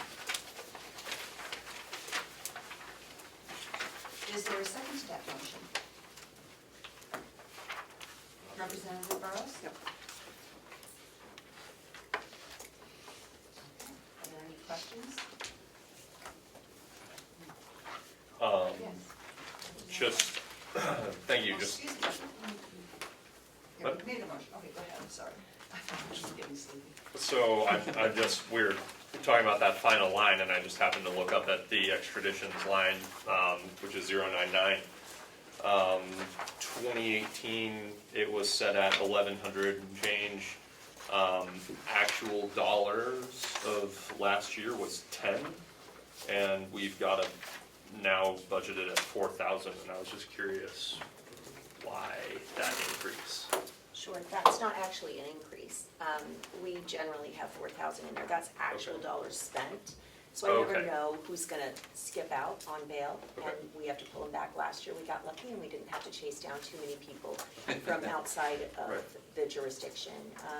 Our decisions on extradition are made based upon the severity of the case. So if I have somebody with a simple drug possession who goes to Hawaii, I'm not gonna extradite them. Right.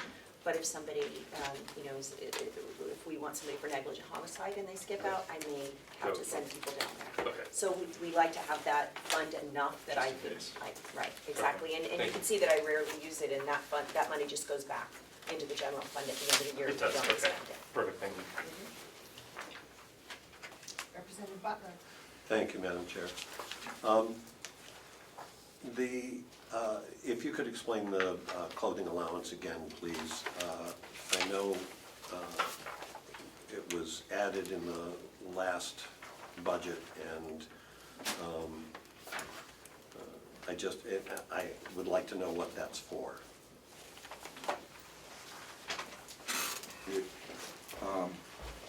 It's a clothing, so it's a clothing allowance. I got it. So, it's it was put in as an incentive, and we debated it last year and decided to put it in there.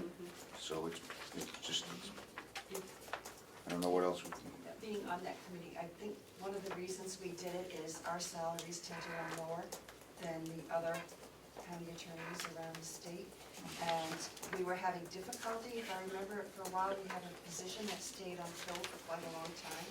And I think we thought it might be a way we could provide incentive. We gave several small changes that we don't have to pay taxes on. I think it was just a way that we thought we could provide to draw some people in. And I think we were finally able to fill that position. And so it's not a lot if you look at, in fact, I asked our county attorney to send me some information on the, I did bring it, but I have so many papers here, on what the going rates are in the other counties, and we're still below, and we still have the lowest paid county attorney in the state. So it was, I think what we tried to do was find ways that we could put some carrots out to get some more applicants. Follow up? Yes. Thank you. So I guess that's the other piece of it. So comparative salaries across the state, Carroll County is still lowest? Do you want me to answer that? Yes. For the county attorney, yes. For our other attorneys, our deputy falls just below the halfway point. The other attorneys, our starting salary is higher than some counties, but lower than many. And for us here in Carroll County, I don't know if you remember, Representative, but we struggled to keep people for even 3 or 4 months. I do remember. And obviously that's not good for the victims in Carroll County and the taxpayers here. They're just not getting the benefit of their tax dollars if we've got people leaving after a few months, because then we're just constantly paying people to get up to speed on cases. So we have been fortunate since I've been in office, we've lost 1 attorney. We've only had to fill 1 position. And that position stayed open for 5 months because other counties pay much better than we do, and young people graduating from law school who are going to be at that bottom level, aren't looking to move to Carroll County. They, no offense to Carroll County, I love it here, but when we're competing for that same pool of applicants, we're competing with Merrimack, who pays $3,000 to $4,000 more than we do. That's a lot of money to somebody graduating with $200,000 in student loan debt. So, our goal is we really should be paying higher than the surrounding counties so that we can retain good people, attract and retain good people. And so when we looked at some of the incentives, we thought that our salary was low, but if we could raise the salary, but then we're paying retirement, we're paying taxes on that. So if we had some incentives, my suggestion was that we did some student loan reimbursement, but that one didn't go over, but we did get the clothing allowance, which puts us on par with other law enforcement, because many people don't realize that we're law enforcement, and we do have clothing that we're required to wear. Other law enforcement here in the county do get their dry cleaning paid for, do get their clothing paid for. We have clothes that we have to purchase for court, and I would say that my taste would not be to buy the clothes that I have to wear for court. So for instance, the shoes I'm wearing today I would never wear personally, but I do have to wear them for court, so I think they're ugly, just saying. You have to wear ugly shoes? Well, I think so. They have to be, sensible, and I wouldn't personally buy sensible shoes. Everybody knows me knows that. This is petty, but can we avoid the Pizzagate scandal thing? Because I personally have no problem with you ordering pizza, but it was just a big brouhaha. Yeah, there isn't. I haven't spent a penny on it. I've just paid for it personally. Oh, well, that's a shame. Yes, Representative Comeau. Thank you, Madam Chair. Can you give me, first I want to establish, what's this typical caseload of an attorney? Sure, right. In our office right now, our caseloads average 100 apiece. Each attorney? Yes. Per active at any given time. So if Yeah. you lose an attorney, what happens to those 100 cases? Are they spread out to the other attorneys? Generally, I try to keep my caseload a little bit lower to allow me to do that. The caseload that I maintain is obviously, because I have the most experience in the office, is the more serious sexual assault cases. But I pick up anything serious, and the rest of them just get distributed out to the other attorneys. So it's devastating to lose an attorney. When Rockingham County, where they have 20 attorneys, they lose 1 attorney, it doesn't impact the caseload that much. If we lose 1 attorney, it's a 20% increase in your workload. And I would point out that our caseload is about 3 times what the public defender's is. Just a quick follow-up. Yes. So if you lose somebody, it gets spread out. Now, if you then hire somebody, that person has to get up to speed with all of that extra caseload.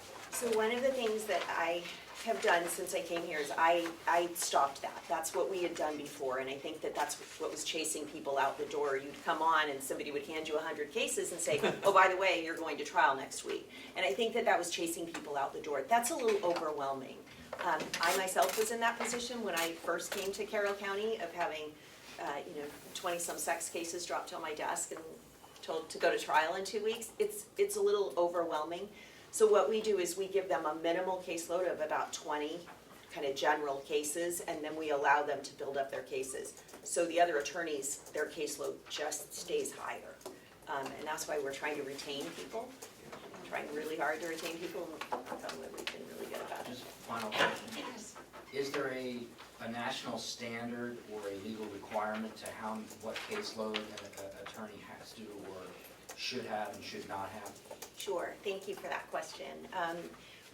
Our ethical requirements are that we not take on more cases than we can competently handle. So we are constantly in a battle of trying to do what we have to do, which is take every case that comes in and do what we're ethically required to do, which is not take more cases than we can competently handle. The National District Attorneys Association recommends that attorneys handle between 38 and 75 cases at a time, depending on the complexity. Obviously, a sexual assault or a negligent homicide case is going to be more complex than a drug possession case.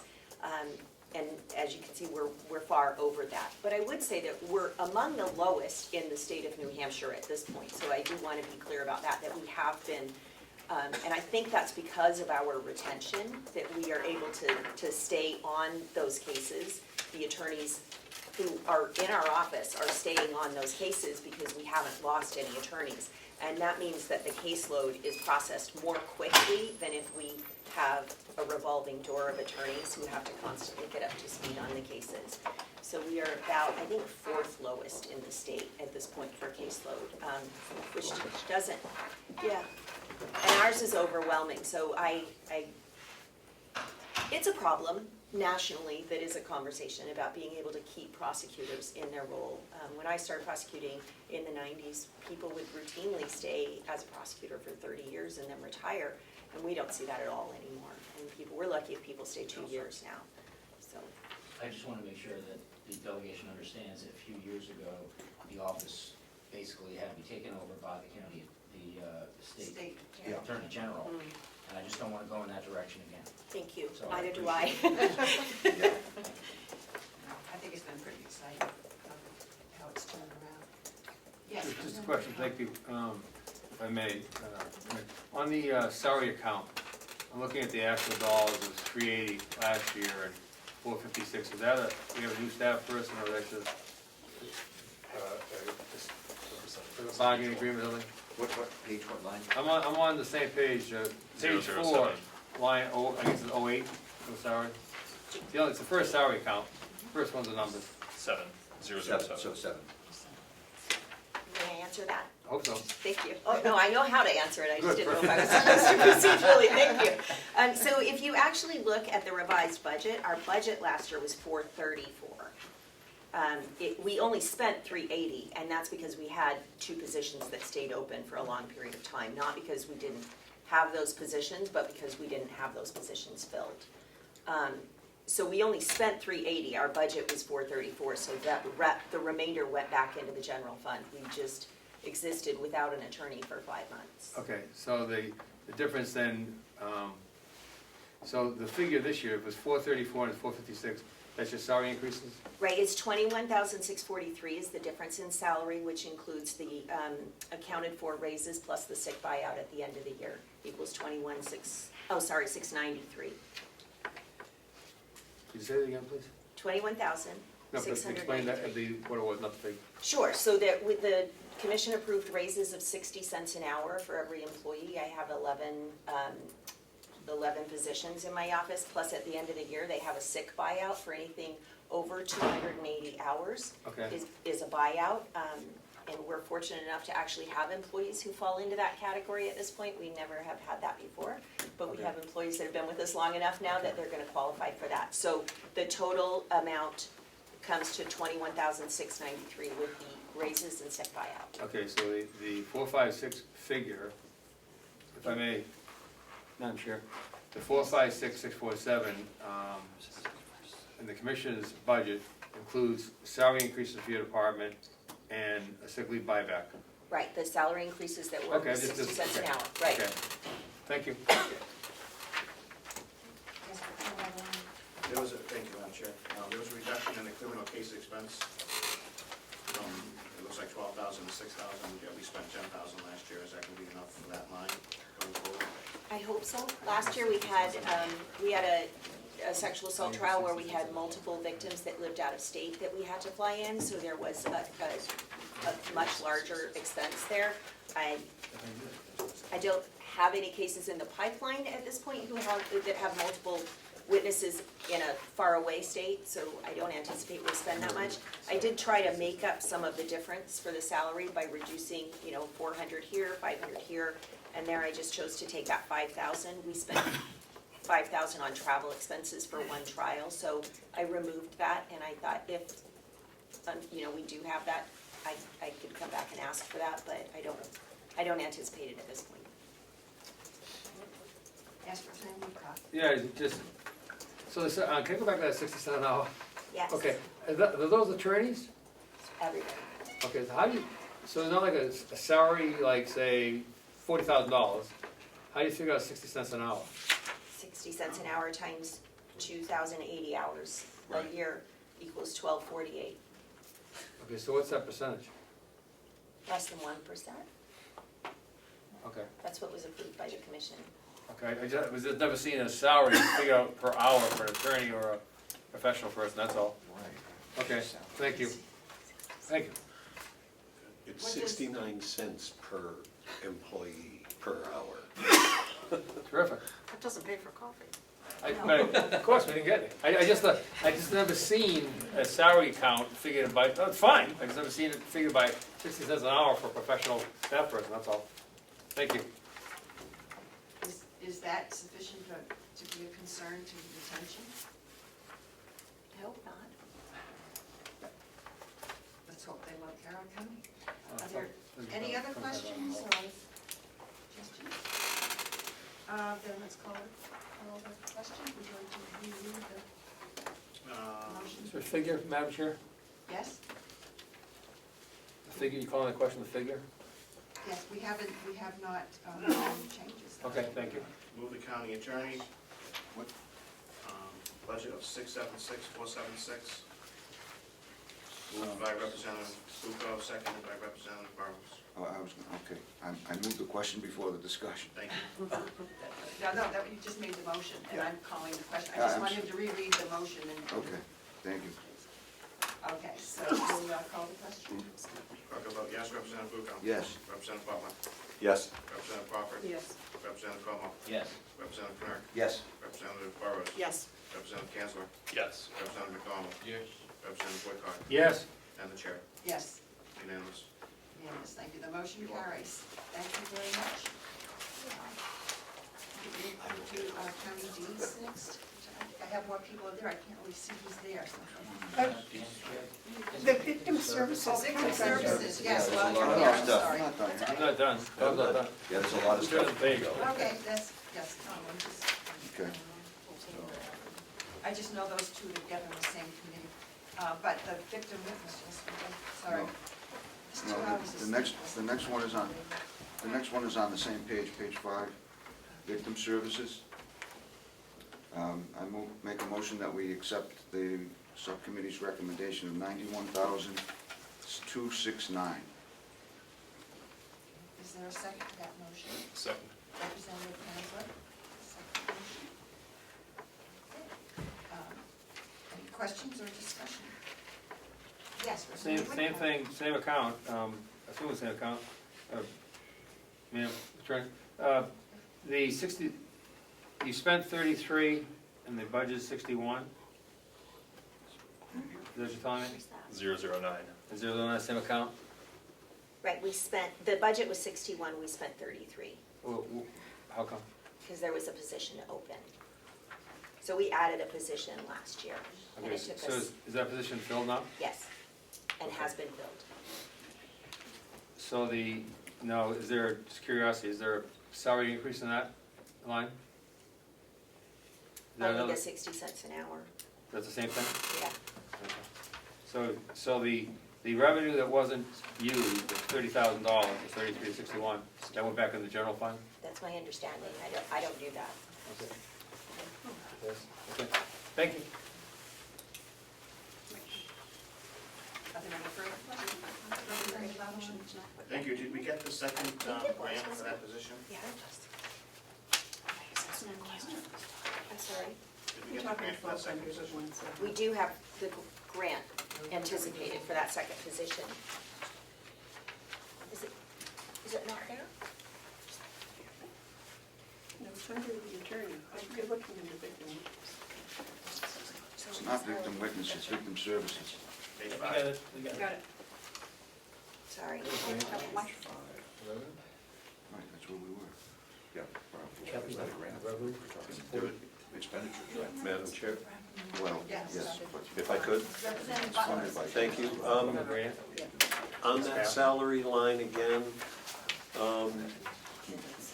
what is that, that's one, Excuse me, we have, I'm sorry, if you can hold for one moment, please. that's a There one are several position, conversations going on. thank you. That's a one position salary, right? That's what that's two. That's two. Okay. And the revised budget was 61.6, the commissioner's budget, okay, so that, so the 71,304 was the budget for those two positions before the raise? No, this, I'm sorry, may I answer? Thank you. The 71,304 was not what the department had proposed, that was what the commissioners proposed. And my understanding, there was a little bit of confusion there. My understanding is that after the commissioners had spoken with me and we had met and they had approved some funding for that line item, the former county administrator had indicated that there was a problem with the money and he reduced that. But in subcommittee, we realized that his reductions were incorrect. And so we raised it in the subcommittee, the subcommittee raised it back up to the 72,468. There was a confusion about the raises. And so in order to cover the salaries of those two people, we needed it to be 72,468 and to give them the 60-cent an hour raise as well. Thank you. And if I could, Madam Chair. Yes. These victim services positions are support staff, they are, how does that, what do they do? Sure, so I have one who is, works double duty at this point because we are a little short-staffed a lot. So I have one who is the director of victim services. She works with victims and witnesses, not just victims. And she also doubles up as the administrator for our office, so she supervises the support staff, checks their hours, does all of that for us. Victim services people help victims access funds like victim reparations to give them access to counseling services to deal with the trauma in their lives. They work to obtain restitution figures, so when defendants are held accountable, that restitution figure is ordered by the court and they have to reimburse victims for those costs. They work with, just ensuring that the victim can have access to counseling. They make referrals for counseling. They make referrals for domestic violence assistance, things like that. And then they also work with the Child Advocacy Center to ensure that they have services in place when child victims of crime are interviewed and have to go through the court system. They prepare them to testify in court, take them over to the court, give them a tour of the court, ensure that they understand what their duties are. They also work as a bridge between the attorneys and the victims when the attorneys make plea offers on cases to ensure that the victims are aware of what those plea offers are and have the ability to express their opinions on those plea offers. Thank you. You're welcome. Question, Madam Chair? Yes, Thank you. Representative Wood. So the two positions, one is grant, one is not? Are they grant fund, I misunderstood that. I did understand that. Sure. So one of them is partially grant funded. We have a victim services grant that is on the salary line, gives us $25,300. So Okay. the two positions plus 25. This salary, the 72,468, Yep. is for one full-time and one half-time, and then the other half of that comes out of the grant. Does that make Okay. sense? So this is, okay, so the 72 is not really two positions. It's two people. Two But it's people. funded 1.5 by the county and half by the grant. Yes, that thank you. helps, I'm right? sorry if I didn't. if No, I no, it wasn't you, I wasn't was just, there's no detail in the details. Thank you. We're gonna move on. And what, yeah, so shouldn't that expenditure be in the budget even if it is grant funded? Yeah, that's what I thought. It is a 200 fund. It's in the 200 fund, It is. that's the federal grant fund. So there's a budget in there for that, 24111. Okay. So it is in the expenditure Yep. budget. Got it. Which line is that now? That's on, well, we're moving on to that one after this one, Oh, I but it's on see. page 18. Thank Oh, you. it's the 18, the grant stuff, yeah. Okay, are there any further questions? Okay, hearing none, move for a question. Quack will vote yes. Representative Comeau. Yes. Representative Butler. Yes. Representative Crawford. Yes. Representative Comeau. Yes. Representative Knapp. Yes. Representative Burrows. Yes. Representative Kansler. Yes. Representative Connell. Yes. Representative Woodcock. Yes. And the chair. Yes. Passed 11-0. Thank you very much. So, Yes, Madam Chair, I'd make a motion to accept the victim witness grant, sorry, that's not correct. Domestic What page violence. is it? We're on page 18, the top of the page. Still have one more. What? What? Domestic violence prosecutor on Yes, page we'll 6. come to, well, we're coming back, I wanted to tie this in with this. Thank you. Makes sense. Since this is the victim services. um, Yep. And I move that we accept the committee recommendation of $32,500. Second. Okay, the motion has been made and seconded. Oh, we have a question. Can we Representative do the Young? expenditures first and then go to accepting the grants? This is. This is not, He was trying to link them together, just to both specify. Yeah, because we're on, everybody, we're on page 4 of the revenue. oh, I'm No, sorry. we're on No. page No. 18 of the Page expenditure. 18. This is confusing. 19 is revenue. Page 18, victim services grants. Top of 18. We started off on page, Jerry did it the other way. Let's see. It's a Well, reimbursement. What? Defense instructors. It's This a is- reimbursement grant. Right, but that's the expenditure for the grant, which is in the Yes, revenue. it makes sense. Right. It's the expenditure from the grant. Grant comes in revenue, gets expended. Right. And the two probably balance. Confusing, it says I hope so. expenditure budget. So is this an expenditure? Yes. This is an expenditure which is covered by these numbers, which are in revenue. Right. With the So treasurer's, it's still on the expenditure. treasurer's Madam office. Chair, That's why I was trying to Yes. do them to together. help clear that up, this item has to be on both sides of the ledger. It has to Exactly. show as an expense, and it has to show as a revenue. Yep. And it's balanced. Representative Avalon? Thank you. Oh, Madam Chair. That makes sense. Since it's already allocated under victim services, why are we funding it twice and only getting one grant? I think it has to go from and come back out, is that correct? Are you asking me? No, treasurer. I'm sorry. I'm listening to three questions at once here. So, So we got two. from an accounting standpoint, you've got to show it as a revenue coming in from the grant side.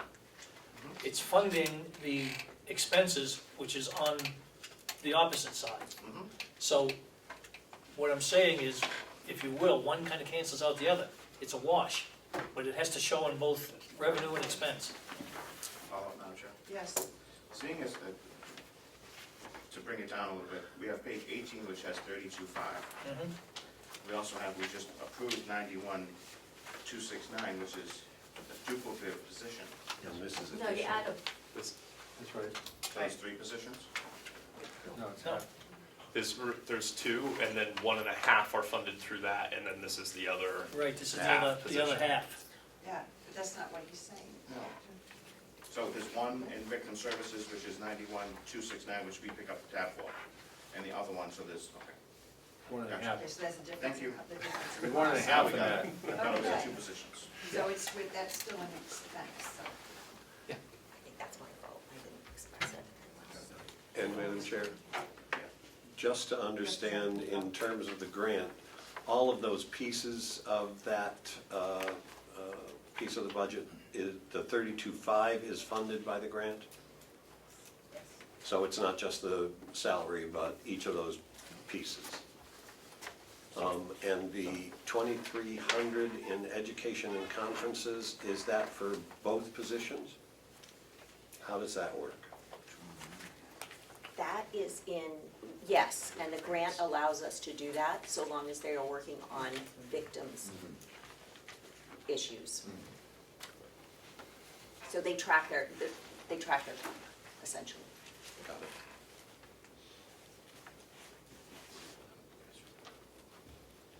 Okay, are there any further questions on that page? Then we'll call the question.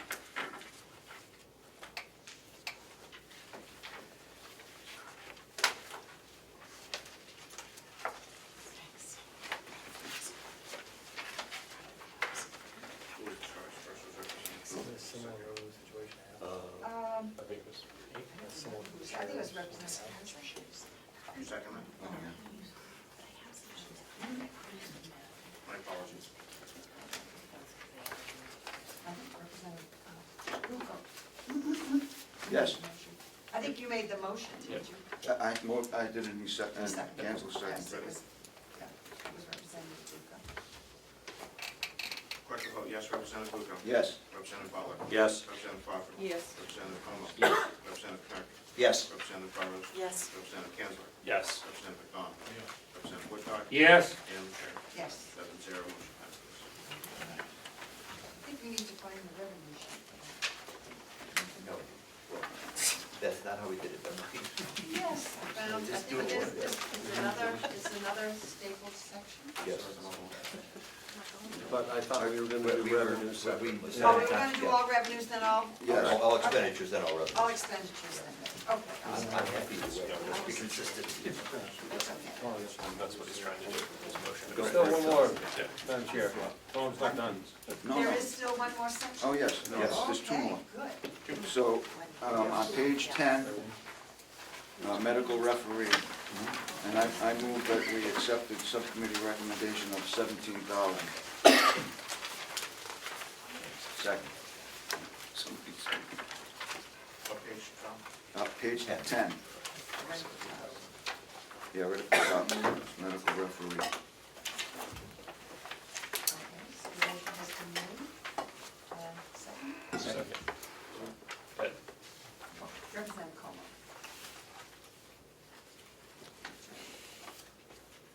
Okay. And Are there any questions? Question. Yes. Could someone just, what is a medical referee? The medical examiner for tests, Can you repeat that, please? the medical examiner.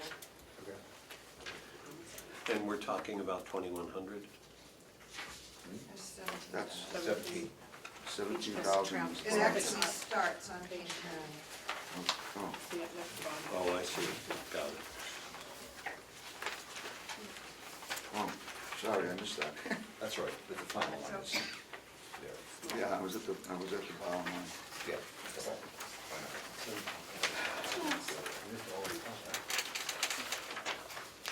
Well, that's what I made the motion on. you got it. Move it on the total, so that Yes. includes them all. Are there any further questions? So, we're on the medical examiner line, 17,000, that's what we're talking about, Yes. Yeah. not 10. Medical referee. We have the 17,000 is the total, we're starting with the medical referee starting at 10,000. Page 9 and 10. It starts Oh, with sorry. previous.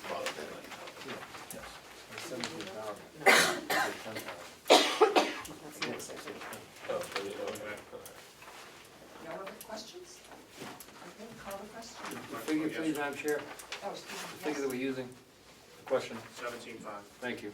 17.5? 17,000. 17 even. 17,000. Said 10.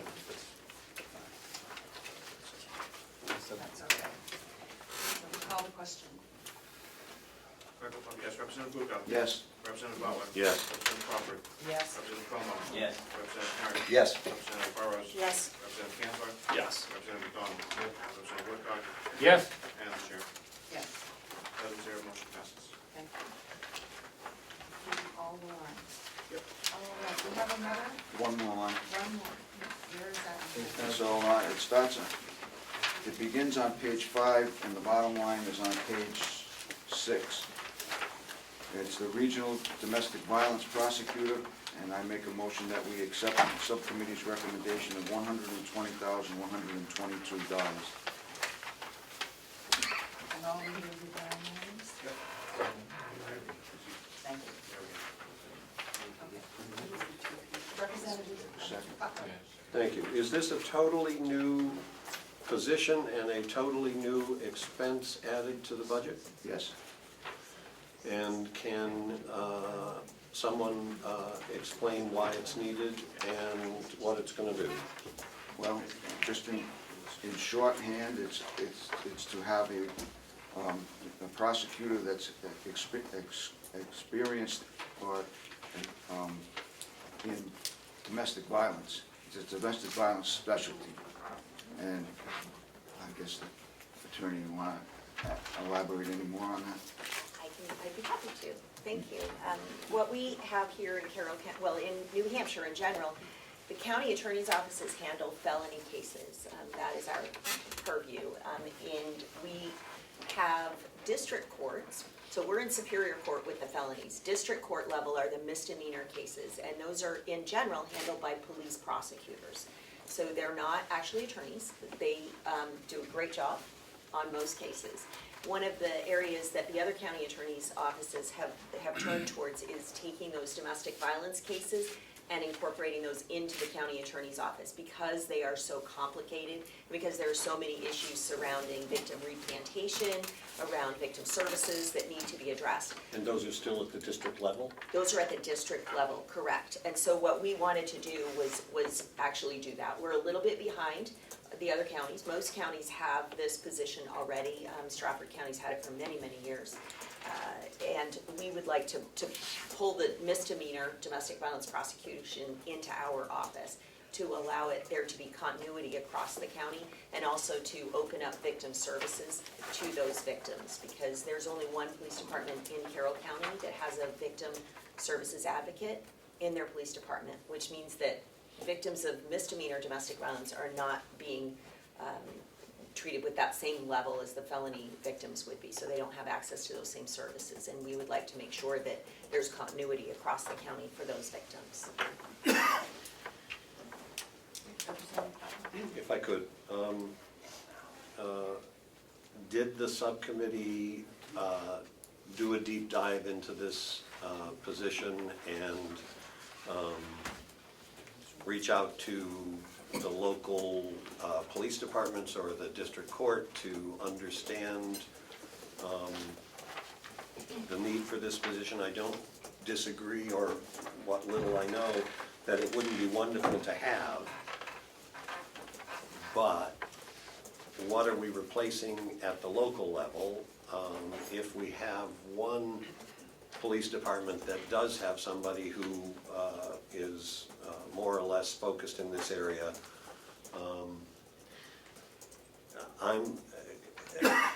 as much as I understand that this could be a very useful position, I'm concerned about the cost. Right. Well, we listened to the county attorney explain why it was needed. We didn't go out to any police departments. And also that this is actually two positions, because there's an attorney and a paralegal here. Got it. But we understood from the attorney's testimony that there was a need to have someone specialized in this particular line of domestic violence, and so that's why we accepted it. Would you like to expand on that? Sure. I did speak with all the police departments. My understanding is there's unanimous support for this. These cases are extremely complicated to deal with, and I think many of the police prosecutors do feel a little overwhelmed by them. They're a little bit more than just your average, DWI case. So there are two attorneys in the county. One of them does not want to, when I say that, I mean district court prosecutors with police departments. One is with the state police, and that is actually now is Kim Chasari, which is the attorney that left our office to go to the state police, and she feels very confident handling these, and we have no issue with that. The other is Wolfboro, and I believe that they would like us to handle these. And we've been on call for the police departments for these cases for the last 3 years.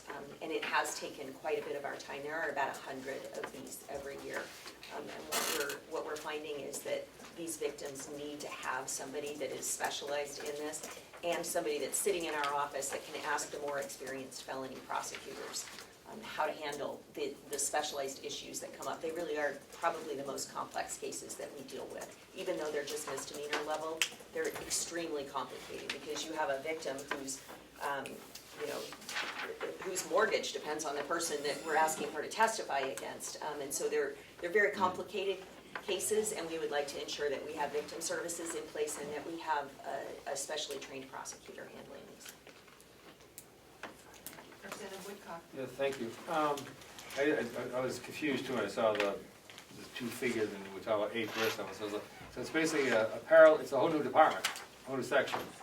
You said that I think I heard you say the police departments, I'm figuring out because of Conway, but the police departments have their own prosecutors typically, and you said that they've been doing this successfully, right? And then you said the state police has one, apparently they took from, took from your department, right? Okay, so they moved over there, so I'm trying to, I understand the need, and I agree with Representative Butler. It seems like that currently state police is doing it, Wolfboro is doing it, Comeau and the other PDs have their own prosecutors doing it. So I'm just wondering if, and I'm not suggesting it's not better, but we're adding, do you have, how many prosecutors do you have in your department now? I have including myself, Yeah. we have 5. Okay, so this could make six prosecutors, right? So it's basically I mean, I see how you divide it up, which is fine, your department, but it's a brand new position for 2 positions for $100,000, right? Is there any grant funding behind this? No, there's not. Okay. We did say that we would look into that. The commissioners asked us about that as well. But I want you to bear in mind, this is not for the same cases that we have. Oh, no, I This is understand. actually taking in Yeah, extra I understand. cases. But they're being, man, Yes. you see, but you said they're being covered now by state police, Wolfboro, and the police department prosecutors. So it's not like there's a void, it's just this would be much better, in your mind. I would argue that there is a void. Okay. Because when you say that they're being covered by, they don't have full-time prosecutors in most of these departments. So you just have a police officer who goes in and handles the cases. They have had a 2-week class on how to prosecute, and they are perfectly, most of them are very capable. But that doesn't mean that they're capable in domestic violence cases. And I think the police departments all agree that they would like to see these cases handled by an attorney with specialized experience in When it. the police department, if I may, is that because it takes one thing off their plate and you can have it? I don't think that's why. I think that, I would like to think that they're more caring than that, and that they actually do care about the victims and would like to see the victims get better services. Yep, I agree with They that. do not have victim services people in their departments, so allowing them to go through our department opens that world up. We have the victim services department, you mean, we don't have victim service attorneys? We don't have victim services departments for misdemeanor. For domestic violence. They're not. Okay. Because the only police department that has that is Conway. All of the Okay. other departments That's that we what I'm work familiar with with. Okay. do not have a Okay. victim services person. So would Conway be using your services since they have their own program? That remains to be seen. I don't know that they have their own program. They have, Their own people, right. correct, there's a Okay. difference in Okay. the sense that when a crime occurs, a police department advocate handles that case until Okay. it begins the prosecution phase. I just come used to Conway handling their own, they have their own, okay, thank you. Representative. Madam Chair, I believe that this service could be very useful for a variety of reasons, but I'm concerned about the cost. So I will vote against this motion at this time, and when we look at the bottom line and we look at the impact on taxes, then if it's possible to reconsider it, I might, and if I have a choice, but I'm concerned about the budget. Representative Burrows? I just have to say, as a former chair of Starting Point, and based on my continued relationship with them and with the New Hampshire Coalition Against Domestic Violence, I don't see anything there is nothing that we need. I can't talk because I didn't sleep all night, like everyone else in this room. I think this is sorely needed, and I think this would not be the place to cut. I really advocate that we not do that. I think we really need this. It's a specialized thing. You know, we've had well-known people in this community murdered in cases of domestic violence, and I think it's critically important. I would like to just add, what is the cost for not having it? Yeah. Would be my question, because I work in human services with families, and I know how difficult it was. We didn't have the resources. We didn't have them. It was pretty scary. Representative Adelante? Thank you. I think what I heard from Representative Butler was to table this until the end of the budget. No.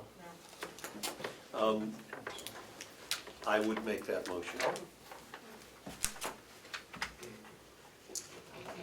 Just as, Motion has been made to table, so we do not have discussion. We just go to a vote. If I remember correctly? clarification. Yes. Yes. Representative Cox. Representative Butler, you're talking specifically about this new position, this new category? Correct. Not the whole, okay. Thank you. Record vote yes. Representative Bluco. No. Representative Butler. Yes. Representative Crawford. Yes. Representative Comeau. Yes. Representative Kennard. No. Representative Burrows. No. Representative Kanzler. No. Representative McDonald. No. Representative Woodcock. Yes. And the chair. No. Motion fails. Tabling motion fails. Question? Yes. Thank you. Representative When you, I agree, I moved to all the Starting Point training, but I didn't make it. You what, sir? On your Starting Point piece, just a question. On the 120, you talked about a possible grant. Have you seen, I heard you say there may be, we always hear there may be grants. Do we have anything in the mill? Is there anything percolating, have you submitted anything, or this is just good thinking? This is good thinking. Okay. What I've done is I've asked my people to look and see what grants are available and what those deadlines are, and let's take a look. So it's something that I haven't applied for any at this point, but we are looking to apply for any grants that we can find. I've also asked about the current grant that we have and whether or not we can expand that to include some of this into that. So I do have feelers out. I have not applied for anything at this point. Thank you. Thank you, Madam Chair. Representative McDonald? Yes, I reached out to the county attorney. Your figures here, are they for a full year or are they for 6 months or 8 months? Those are for a full year. Would you anticipate that you might be hiring this person, or these two folks? May?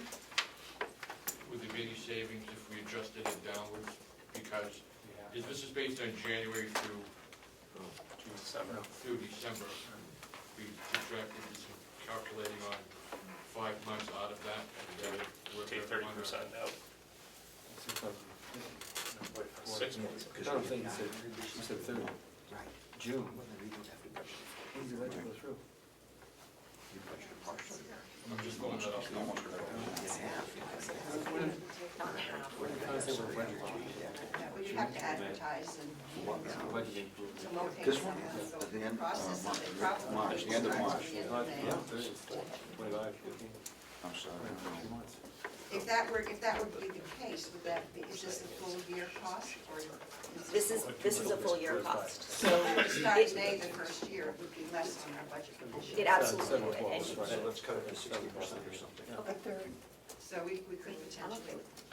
not that I've opposed. Just to understand, you're gonna, Yeah, the next year, we would have to. next full year. But, Yeah, this budget be 40%. Yes. Right, absolutely. Take it down 40% to 60%. Don't you think that's down 40%? Yeah, to Get everybody to go for it? Yeah. Well, there's a motion on the floor. Yeah, we have a motion on the floor, we have the table, and the table failed. Or we can So amend the floor is it. open again. Which motion we can amend that. 120. It's still on the table.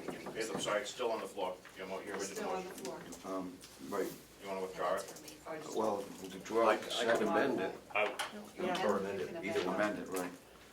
What I see is $70,000 would cover 7 months. I don't know if anybody else is looking at that. But some is. Thank you. Madam Chair, if I may? Yes. Yeah, if, to be on a little bit on the conservative side, figure 33%. 33% of that budget would bring it down to 61,150 basically. And the reason I say 33% is it's just about 4 months. Gives a little bit of leeway just in case. No, it's not, isn't it? Oh, I'm sorry, I'm taking the wrong budget, I apologize. It is a conservative figure. I wasn't up all night. Very conservative. Yeah, It's approximately 10,000 a month. yeah, it's about 10,000. Yeah, It's so a it's nice about math. 30,000, 120,000. 32,000. So I would move 70,000 as an amendment. I'll second that. How do I amend my motion? We have a motion for this. I would remove the original motion, Okay. and then Representative Butler can make his motion. Right. However, I would caution us taking a $70,000 line, bottom line, unless we have the corresponding numbers to the lines. Fine. So, you're right. You're good. You gotta go 40%. Every now and then. Yeah, you're excellent. I'll withdraw my motion. Representative Chancellor? I withdraw. Thank you. The motion has been withdrawn. So we are making a new motion. Representative I don't know. Damaris? Yes? Chair. Yes. Chair Damaris, what's your representative? I would make a motion that we move $70,000 bottom line in that account and ask that the financial manager tweak out the numbers by percentages, so we're not doing our pieces incorrect, and we have a professional here that's supposed to do that. And when we get to the final budget, we'll have that information. Instead of trying to go line by line by line, it's not professional. Representative Crawford says that the correct number would be 72,122. That's a good number. 72,122, Representative Damaris, I would ask as a motion, and ask that the individual account lines be corrected and adjusted by the financial manager. Madam Chair, whenever we adjust a complete budget section, we're required by statute to have a line for each one, and to say that it is improper or unprofessional is Excuse me, disturbing. Representative, I didn't say we were unprofessional, I said we didn't have the professional background to do that. I think we're very professional, we didn't have the professional background to do that. So, Madam Madam Chair, if I may, to simplify the thing, I figured on 4 months, and I just did the calculations using the correct number this time, and basically came up with a net of reduction of about 39,000 plus, so that would leave about 80,500, and I would recommend that they use a figure of 75,000 total for the remaining period. Okay. Yeah, you've got to still do it line by line, but in the grand total, 75,000, I think. Yes. So is somebody making the motion? I thought somebody thought it was funny what we were talking about. You want to come up with those numbers? No. I can go downstairs and run the numbers, but that's not what I was doing. But my comment on this whole thing is, if you think you're gonna finish this budget today? No. No. Because we could just wait, I can recalculate this based on what it would be from May, because some of these things, if you have new equipment in here, I'm not so sure you wanna cut that by a percentage, because if you can't buy just 3/4 of a laptop, so, we should take some time and put some thought into it and just readjust it to the time frame she's looking at. That's what I would suggest. I think what we should do is just hold on this piece and we can add it when we can add it to the budget. That makes sense to me. That's why I thought the representative was trying to table. I That's what I believe when we were first trying to do it. Yeah, in general. Well, we're not taking up all the budget today anyway, so we could take this piece up. and- Being on the prevailing side, can I motion to reconsider the table? No, let's just. No, I think no, no, we can let's just we can hold just up. hold this piece and not vote on it. Madam Chair, If you listen to Well, us. there was no motion, however, do we give clear direction to the finance manager of the number that we're looking at? Yes, that we have. I like the, what was it? 75, 75,000. Even? even. Is that your motion, Representative Butler? It is. So 75. 75. That's a total of two, clarification, Yes. is that the total of the two salary and the assistant? Sorry, Yes. Carol. Do we have a second? The Do you entire have a line. second to that motion? Second. Okay, Ken Crawford, second. That's what that was there, both of them. Thank you.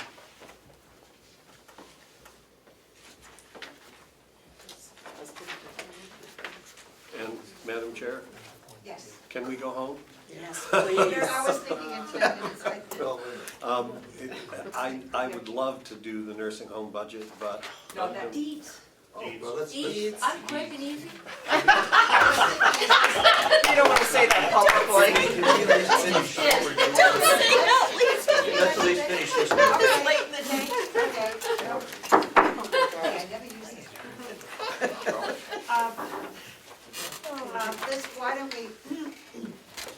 Why don't we finish what we are working on, and if we have time, I was thinking at 4:30, so.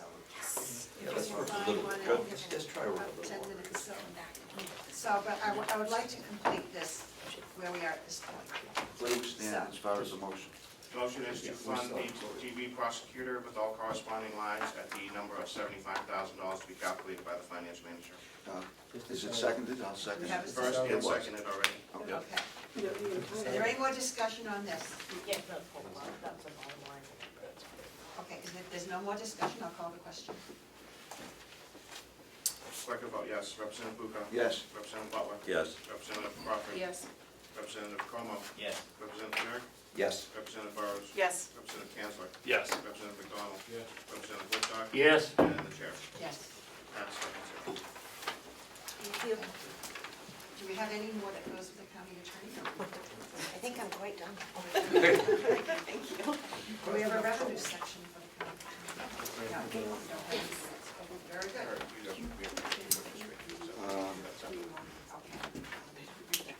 All right. I have the registry, I have the deeds. Oh, that's right, we have registry of deeds, so why don't we finish that? Yes, please. And yes. Okay, she said she would do it fast. Okay, so it's page 5, page 6. Starting on page 6 and running to page 7. Okay? You're right there. Yes. All right, we are on page 6 for the registry of deeds. And the bottom line is on page 7, line 039. I make a motion that we accept the subcommittee's recommendation of 792,086. Okay, we have a motion on the floor. Is there a Second. I think, Nope, Representative oh, McDonald. you're looking- I thought you were seconding it, okay. I'll second. I'm sorry, okay. Representative Comeau, second. Never mind, Cole. He was trying to figure out which one. Okay, do you have questions? Is there, yes, Representative Woodcock. You open for questions? Questions? Yeah. Okay, yeah, I just have a, over the last several sessions, 2-year delegation sessions, there was little invested in the archival records. Last year, the last 3 delegations, almost nothing. Last year, we put in $300,000 to try to move things up. I see this year there's $375,000. I'm not sure this is the year to put $375,000 into the record program when we're that far over budget dollar-wise. It would seem to me that this would be the year to offset a year, allow us to reset. so. So I would, that's my thinking, and I would like the other people thinking. I just think we talked about the budget that we're already over close to 4 million, and we wanted to look at areas that we could spend. We just put another 100,000 back in. I just think this is the year it's not gonna do any damage to people, it's not gonna do any damage to services. We have a maintenance program going on, and it's not like it's something that's been, we'll meet the requirements of the law by doing something, and, you know, as I said, this is the first delegation that's done anything. So I just think there's a lot of money this year at this particular point in time. Representative Bucco. Thank you, Madam Chair. I would just say that revenue coming into deeds is 10% ahead of last year, and from the looks of things, it's gonna go down, and it's not gonna be the same next year. So, No kidding. this is something that the Registry of Deeds needs to take care of, and they're raising the revenue from their own department to do it. So that's why we approved going ahead with the $375 for the archival records.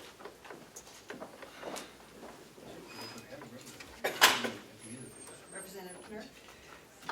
Though I do appreciate what Representative Bucco just said, and I really, having actually had the pleasure of going down and working in deeds a little bit last month, I appreciate what they're doing. I think the idea that they generate the money and therefore it's okay to spend it in their department. In any large organization, you're gonna have things that make losses and things that make stuff. I mean, for example, in running a hospital, you don't say, well, you know, the EW doesn't get any money because it doesn't make money, and orthopedics gets the money because they make the money. They balance each other out, and that's how you keep the organization afloat, is by the things that make money and the things that lose money, hopefully balancing out with a margin that's thin. And I think here too, as much as we want to do this, if we have a budget that is going up this much, this may be one of the places that we have to cut, just like we talked about cutting the jail study, because it was something we didn't have to do this year. Representative Butler. Thank you. If I could ask the registrar where we're at with the restoration, what your thoughts are about this money and the future, and how we get to where you want to be. Yes, thank you for that question. In 2015, we, as a county, came up with a long-term plan, capital improvements plan. And at that point in time, $600,000 per year for 10 years was the amount that was needed, projected to be needed for the archival restoration. As you can see, we haven't spent $600,000 in any one year. We, in the first year, spent about $100,000 on microfilm. Got microfilm, we're good with that. Second year, we preserved and restored the index books. Last year, we spent $300,000, which was half of what the plan showed for, and we restored 100 deed books. I'd like to restore some more deed books and to get started with the plans. And they are deteriorating. We are losing record. It is something that it's required by law to do, to care for our record. And the old plans, I think the oldest deeds we have now secured. We still have some more that are, pages are just out. You can just take them out. Where we're going with this, I understand that there needs to be ebb and flows in the expenditure, but last year we earned the county $979,683. And look at what we spent. We spent $682,000. So if this coming year is as projected with our plan of the subcommittee at 792, we'll still be adding in money to the county for running other operations. This is not going to end, and if it gets diminished, I'm afraid it will always continue to get diminished. So, slow and steady as much as we possibly can, and that number, it's your responsibility, but I ask you to fund it as best you can, as best we can. It's important. These old land records are very critical to establishing claims that have been lost over time. Representative Woodcock? Right, thank you. Slow and steady, we went from 60,000, which was 2 or 3 years ago, to 300,000. Some of it was in the budget, and some of it came out of our youth equipment account, the surcharge account, and that, I don't think, is what you're seeing. So my question is, you're talking about the RSA that requires us to maintain the records. Yes, Am I accurate to say that there's no figure attached to that RSA? there is no figure. It's just that you have to maintain the records? Well, you have to preserve it. Right, okay, and we did to the tune of 300,000, we started, I grant you had almost a $5 million process. Yeah. Okay, I'm just thinking, Madam Chairman, this is not the year to invest $375,000 in that. That's right. I would make a motion to remove $300,000 from that line, which is still gonna be more than last year, more than 2 years ago, and let it continue. Representative Casley? I had a question of the register that did That's fine, the motion There's a takes motion, precedent. do I need a second? Yeah. there's no second. Oh, I'm sorry. We need a second to the motion? No second, motion fails. That's fine. Can you repeat the motion? Well, The motion was to reduce this line by $300,000. so that, my question was going to the registrar was gonna be about that amount, so that's why I thought maybe we've, There has to be a second. May I- instead of There's amending. no second, so, May I clarify, please? there's no second, you're all set. The first year, we spent $105,000. I'm just looking at the expenses from last year. That doesn't include the equipment account expenditures, which went for archival. Okay. So I have, Excuse me, do you have a follow-up? Do you have a question? I have a Representative Casley? two, but I will start with that piece. You said, you had mentioned that with the 375, your goal is to update more deed, to preserve more of the deed books. And then also, what appears to me and sounds to me from what you're saying, more critically, some of the records books as well, the plan books as well. Yes. How much do you have that pieced out as far as how much of that would be allocated towards deeds books and how much of it would be allocated towards the plan books? Depending on the funding, yes. Okay. I have full study of everything that we have downstairs and what their conditions Do are. you know, so could you tell us now, right now, could you tell us what you would need in order to get the plan books done? Oh, my, the plan books are the most expensive. Okay. And the reason I started with the deed books is because you have 600 deeds in each of the deed Yes. books, whereas you have one plan of perhaps one lot Okay. on a survey, and that one plan will cost as much as a deed book. Okay. So the deed books, the deed books I've started chronologically with one and Yeah. up. The plans I'm gonna start with worst first. Okay. And go in and we are examining each one and pulling out the worst on our paper data sheet. And we'll start with those for restoration. So, follow up? If we were to reduce this line to 75 as opposed to 375, how many plan books do you estimate you would be able to get done? None. None. We still have deed books to get through first. Follow up? You can't say we're going to put some of the deed books on hold and focus on doing a couple plan books as opposed. I could, but Okay. the deed books are falling apart, and there's 600 deeds in a book. Yes. So the value for restoring a book, in my mind, is greater. 600 property titles or more. If one of those deeds has 2,000 lots on it now, that's 2,000 times 600 titles that are preserved in that book versus a plat, which could have 1 or 600 or however many lots.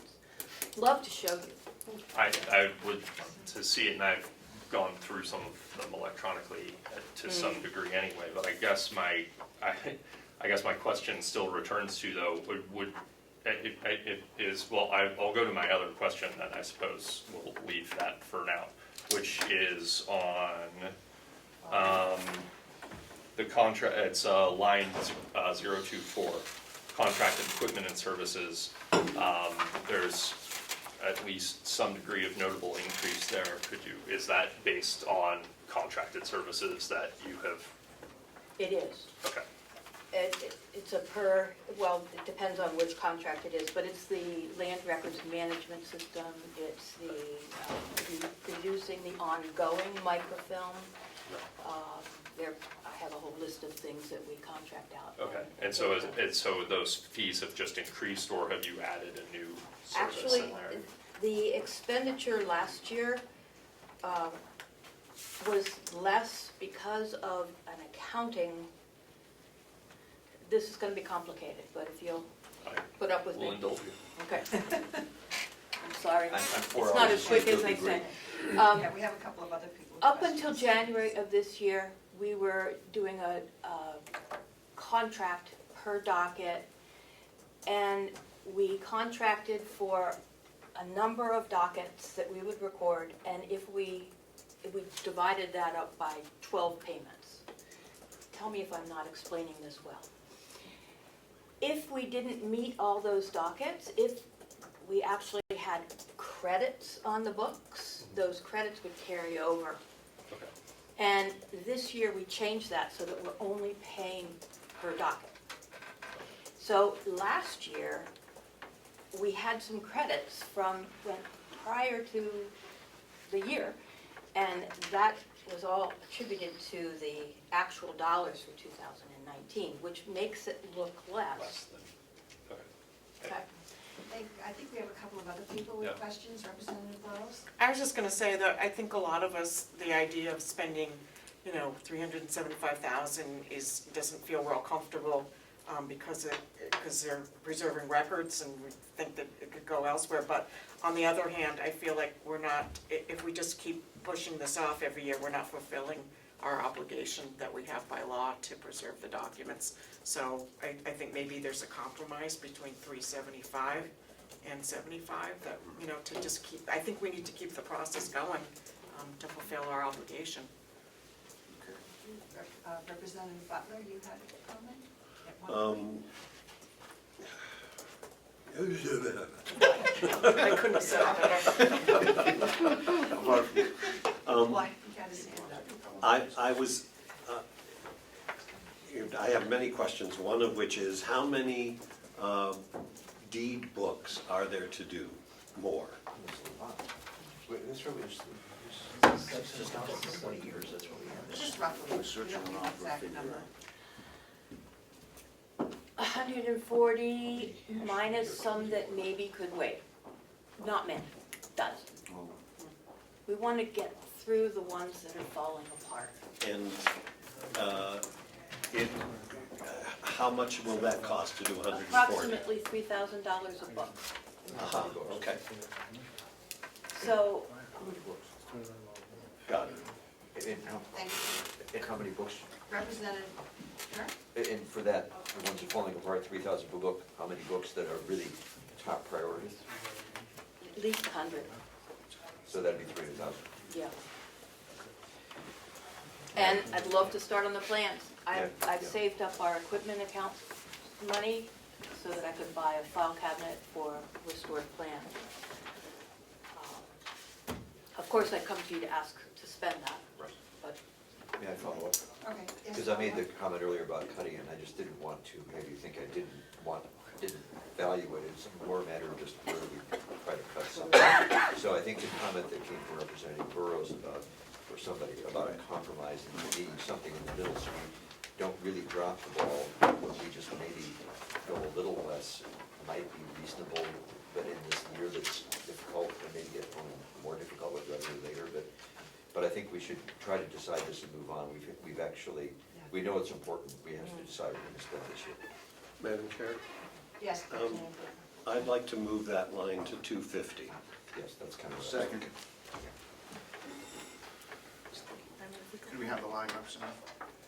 It is 039, 4120-039. That's where I was going. Oh, so, yeah. 250,000. Thank you. So take out 145.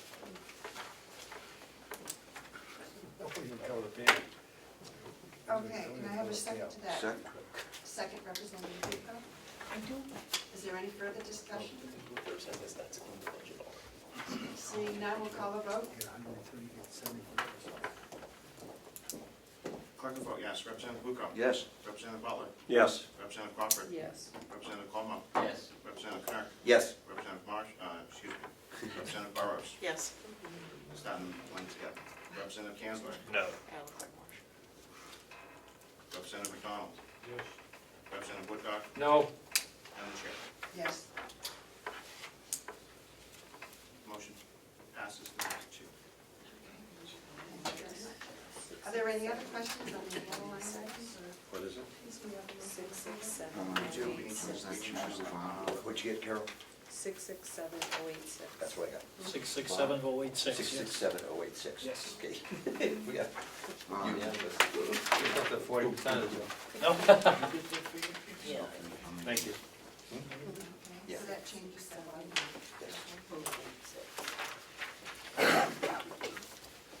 Yes, Representative Thank you, Duco? Madam Chair. I'd make a motion that we accept the figure of 667086, bottom line for the Registry of Deeds. Second. Okay, We don't need a first or a second. Seeing as the amendment passed, it reduces that line. I just adjusted the number on your original motion. Oh, Good. okay. and that's okay. 667086. Okay, and that's Thank you. okay with the second? Okay with the second to make that change? Representative Como, are you okay with that Yes. change? Yes. Thank you. Are there any other changes or adjustments in, in the deeds? Okay, we'll call the vote. Clerk will vote yes. Representative Bucco? Yes. Representative Butler? Yes. Representative Crawford? Yes. Representative Como? Yes. Representative Knapp? Yes. Representative Burrows? Yes. Representative Kansler? No. Representative Woodcock? Yes. And the chair. Yes. And Representative McDonald? Yes. And the chair. Yes. I get to vote twice. 10-1. 10 to 11. Okay, I would like to thank you very much. Thank you. I would like to keep going. I think that we need to break, as I said, that some of us have only had 1 or 2 hours sleep last night. A 16-hour day yesterday. So, but I would like to schedule the next meeting while we're here. And I'm thinking we do have next Monday as a snow day. I don't know how people are about next Monday. I know I can't do it early in the morning, but I could start at 10:30 or we could do the afternoon. We also have the evening of June 23rd, but we still have the nursing home and major on June 23rd. See, I'm seeing, that's right. I can sleep. We still have, it's like Monday, this is March 23rd. We have that evening kind of saved, but I don't know what people's schedules are. I know we, Representative McDonald, are you resting your hand? No, Or I do you have a just question? wanted to eventually ask a question. We're all spaced, I'm sorry. On a Monday, for me, it could be after 7 or 10 o'clock in the morning. 10 o'clock in the morning? 10 in the morning's okay? Would like 10:15 be okay for people on next Next Monday? Monday? Monday, Monday the 16th. yeah. Monday the Monday. I can be here, I'll drive here Wait. from Concord, and so I might be here by, not so long after that, maybe 11 or so, but that's not enough. Okay. You can move it Does up. it work for most people? I'll have to leave for a conference call at 11, and then I can come back. So I'll start and Great. do my call and then come back. I can't make it in the afternoon, I can come in the morning. So if we start at 10:15, So 10:15 10:15. on the 16th. Madam Chair, Yes, just as a personal consideration for myself, I have a medical appointment in Boston next Monday. And so for the nursing home, is there any other time for the nursing home to be heard? can we do it in 20 minutes? Well, it can't be, I can be easy, the problem is the biggest numbers. Yeah, don't take the short. Yes, I hate to be a stick in the mud, but we have a lot of work to do. And yes, we're all tired, but yes, we're all here. And I would really strongly opt for working at least another half an hour. We've got the two major players that we need for this, for the nursing home. And if their job is in good shape, perhaps we can get it done. If we can maintain a quorum for another 20 minutes, if you. I think we can get through the nursing home budget if you're willing to pursue it, especially if the administrator Chandler will hold my hand. I think I have something that'll make it easy for you, because I know that you want to do an apples to apples comparison, so I have a separate summary for you that will do that. I need to take a bathroom break and Yeah, I'll be so right if back. anyone else needs a quick break, I'll be back in 5 minutes. Let's call it, and we'll be back in That's why I session. shouldn't come that way. From our break. And we welcome Al Chandler to go over his administrative summary for us, to give us a quick summary of what's going on. Thank you, Madam Chair. Virtually everything you need to know is on page 1, the top page. Yeah. It's all of Mountain View broken down by its departments. In summary, we're looking at, and now what I've done, so as to avoid perhaps some of the confusion that you saw before, this is apples for apples. While there were adjustments in the different accounts, the accounts that no longer are here are no longer compared. So what you're looking at is a direct comparison for what is. And what we're looking at is when you take, when the dust settles, we're asking for a 0.2% increase of $24,000 on a budget of $11 million. Quite literally, our expenses have gone up, of course, way higher than that. But we're working together with a great group of supervisors who are finding money. Just the contractual CBA union increases are considerable. So we've been digging to try to, we were asked, our challenge was by the county administrator to come in with a break-even budget. And functionally, that's what we've done. And it's taken a lot of work. But I think you can see that in 2019, we were a 5-star community, we're deficiency-free. We went from having 6 full-time travelers at outrageous expense down to 0. We introduced electronic medical records. And if you can only imagine what it is to put a computer in front of somebody who's worked there for 30 years as a nurse and say, this is how we're going to do it. It was a challenge that we've overcome. Its morale is better than it's ever been. So you have a nursing home you can be proud of. And quite literally, for an extra $24,000, it's relatively speaking a bargain. But of course, I'm glad to get attached are all the details for each account line, and glad to answer questions and go through them as you might wish.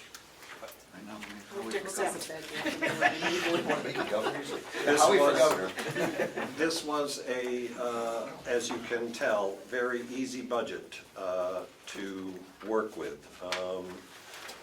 Representative Cordelli, Burrows, Marsh, and Nelson and I spent one day with the nursing home staff and were able to go through every line item.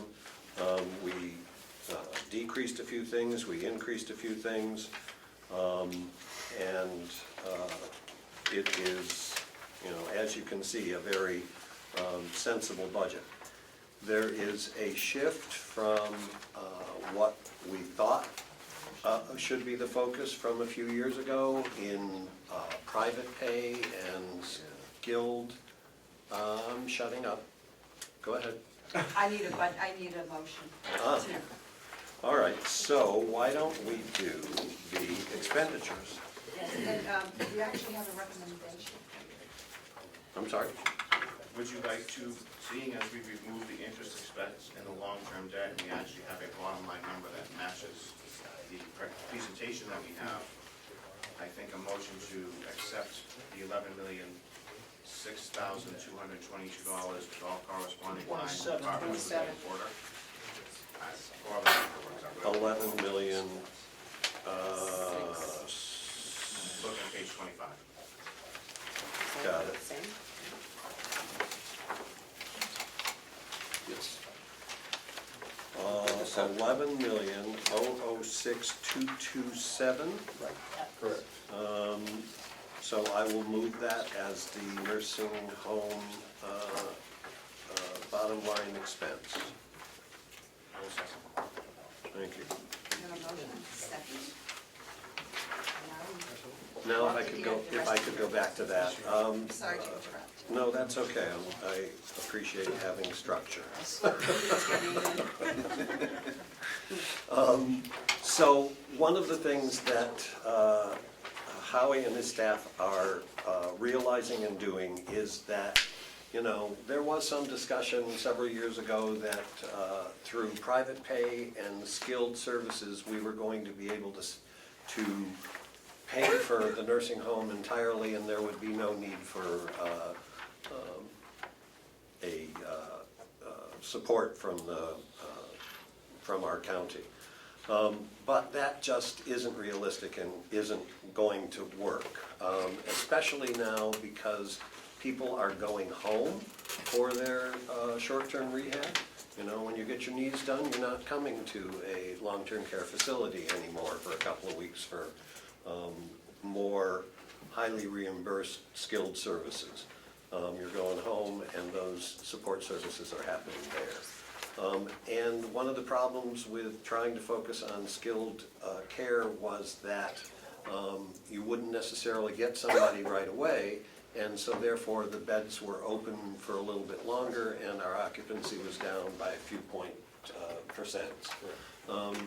The focus, according to what Howie and his staff have told us, is that we are going to increase our occupancy by refocusing on our Medicaid population and doing skilled services when and if possible, but not focusing on that piece of the income stream as much. And yet you have heard that our nursing home was deficiency-free, and I can tell you that's a very difficult thing to achieve and really a wonderful accomplishment, so. A testament to all the staff working every day at it. Yep. And so, we can go through this line by line, but maybe Howie, if you just walk us through then if there are other questions. I think the motion is contrary to that. Yeah. Give us the high points. The high point is actually what Representative Butler said is a change in mission. Skilled care, on October 1st, everything changed for Medicare with reimbursement. We rode the wave of skilled care, now we're concentrating on Med D, and so we're adjusting our sails to changing reimbursement winds. And it's a necessary, it's also allowing us to meet another need. Our waiting list was getting just far too long. And we've been, at one point it was 120, we have it now down to 80. And so we're addressing the needs of people that have been very patient with us, in some cases for a very long time. Representative. Thank you. I know in years past we talked about adding an assisted living facility to the nursing home. Is that still in play, or has that been discussed, or is that still Thank you for that question. on, for the administrator or for Representative Butler? Well, the commission has hired a consultant firm, RS Consulting, out of Whitefield to conduct a study, and they'll be making their almost final report April 1st. They were looking not just in terms of additions to the nursing home, but they're looking all through Carroll County for what's needed, where it's needed, and what the financial implications would be. So that engagement should be, they should be making their report April 1st. Thank you. I know adding an assisted living facility, 12, 15 beds to the nursing home wouldn't over-increase or tax what we already have in place for staffing and minimally staffing and everything else. And it would provide an income stream to the nursing home to offset some of the costs. It could, the building was designed to be added onto, so the infrastructure is already there. The fixed costs, the administration, the billing, the bookkeeping, the dining, everything is there. It could be very attractive. The preliminary look from the consultant is more along the lines of 24 to 36. And what it does, we can't use the same staff, but we can use the same department heads. So it'd have dedicated staff for Medicare cost report reasons, and it ends up being important. But all that captured infrastructure, all that fixed cost, is all that, not only does it make the assisted living affordable, it reduces the cost of the nursing care, because we're taking that same director of dining services.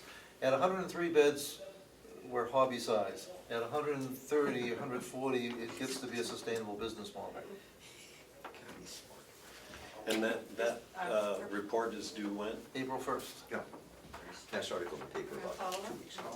I think that's what we discussed a couple of years ago, was 26 or 30 beds to have a balanced cost for the nursing home, where we could come out of and be a balanced nursing home with the assisted living added to offset some of the overhead. Yeah. Thank you. Representative Woodcock, did you have your hand up? Thank you, Madam Chair. Coffee's terrific. I'm looking at your page 5, Howard, and I think that's what you basically talked about. The overtime, the agency staff with the traveling nurses, they had a high part-time, is that what that was? Yeah, they're down at line, I call it line 23. 9, agency. Okay. So when we have vacancies, overtime and agency go up, but now that we're fully staffed, the overtime and agency will go down. Okay. Overtime and agency. And agency. Okay, that's what that was, that's where you went to. And Now you we see- brought in the new, you hired more nurses and we changed the. Exactly. Did you see Okay. that's, in parenthesis, we're Yeah. predicting $300,000 in savings between those two lines. Yeah, that's what I thought. Okay, thank you very much, appreciate it. Thank you, Madam Chair.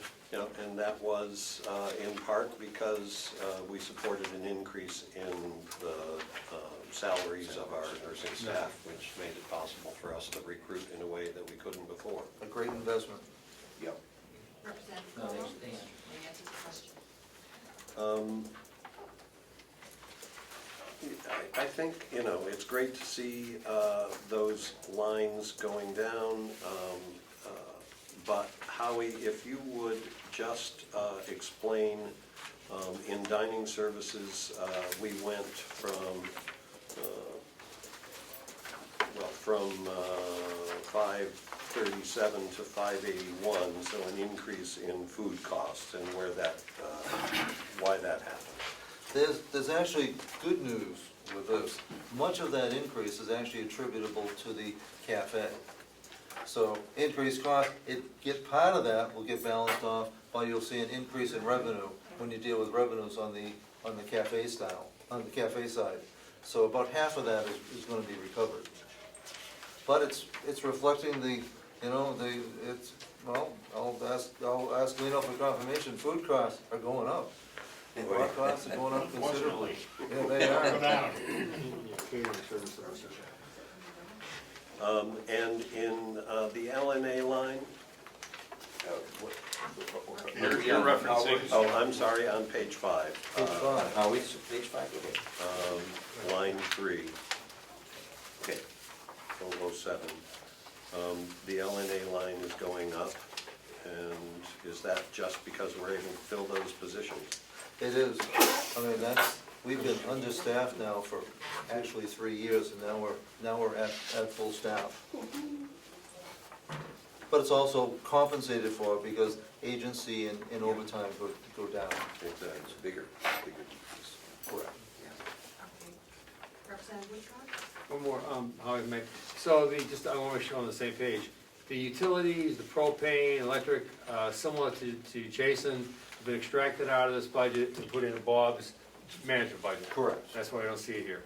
The other big change was the decision, and I think it was approved by the delegation, certainly by the commissioners, to take interest and principal and interest on the bond out of the nursing home. It never had been there, it had been there for a few years, and it's never been in the House of Corrections, so now that's with the commissioner's budget. Okay, thank you.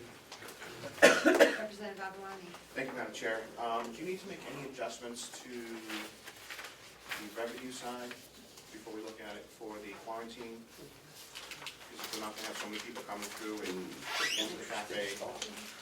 Would a small adjustment be necessary? It's interesting, it's gonna put dent in cafe revenues. It should not really result in increased expenses to us unless something untimely happens, something untoward happens. It's a problem, there's some additional expenses with extra cleaning, but not with extra hours. So we're absorbing most all the costs, except for reduced cafe revenue. Have they mandated you to change your sanitizing solution, hand sanitizing solution yet? No, everything we used was appropriate. Great, thank you. Are there any further questions? Okay, then we'll call the vote. Director vote yes. Representative Bucco? Yes. Representative Butler? Yes. Representative Crawford? Yes. Representative Comeau? Yes. Representative Kern? Yes. Representative Burrows? Yes. Representative Cantler? Yes. Representative McDonald? Yes. Representative Woodcock? Yes. And the chair. Yes. Unanimous. Thank you. Thank you. Thank you, representatives. We have, Representative Aguilar?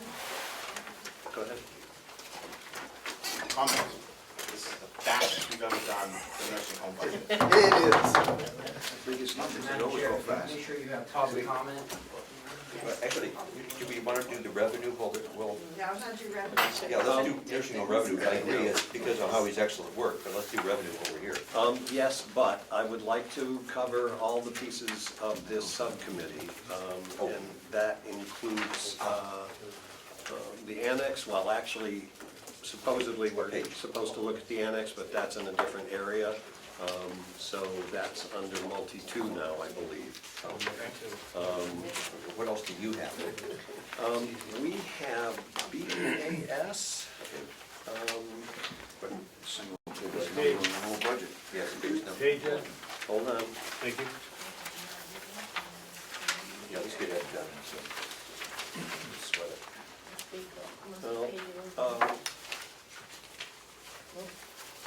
And Howie, I was looking for that in, BAS is commissioners.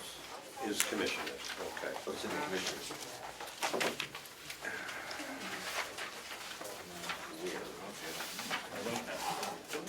It should be easy to see, it's the biggest number we've got. Yes, I was not aware of that. It's on page 10, the bottom. Thank you. BAS, that's what you asked Yep, for, right? yep. 4190, it's at the bottom of page 10. There it is. Hidden down. So tiny, with a big number. Big number. Biggest number, yeah. Human Services. A very big one.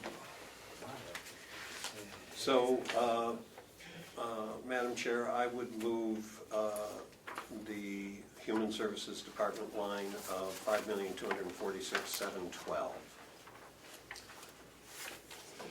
Is there a second? Seconded by Ten. Representative Crawford. Thank you. Very bottom. Thank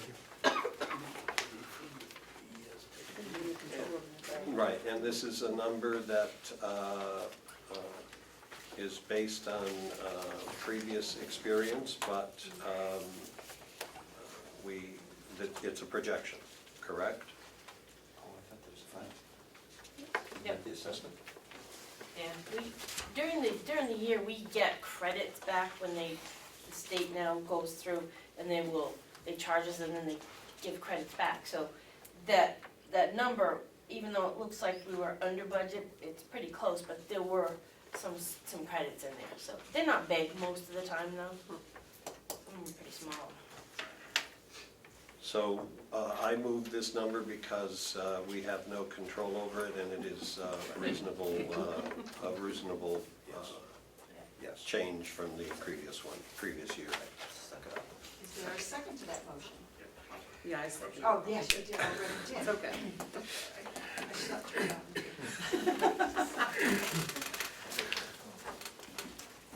Need more coffee. Okay. Is there any more discussion? Call the question. Yes, Representative Butler, I'm sorry, Representative Bucco? Yes. Representative Butler? Yes. Representative Crawford? Yes. Representative Comeau? No.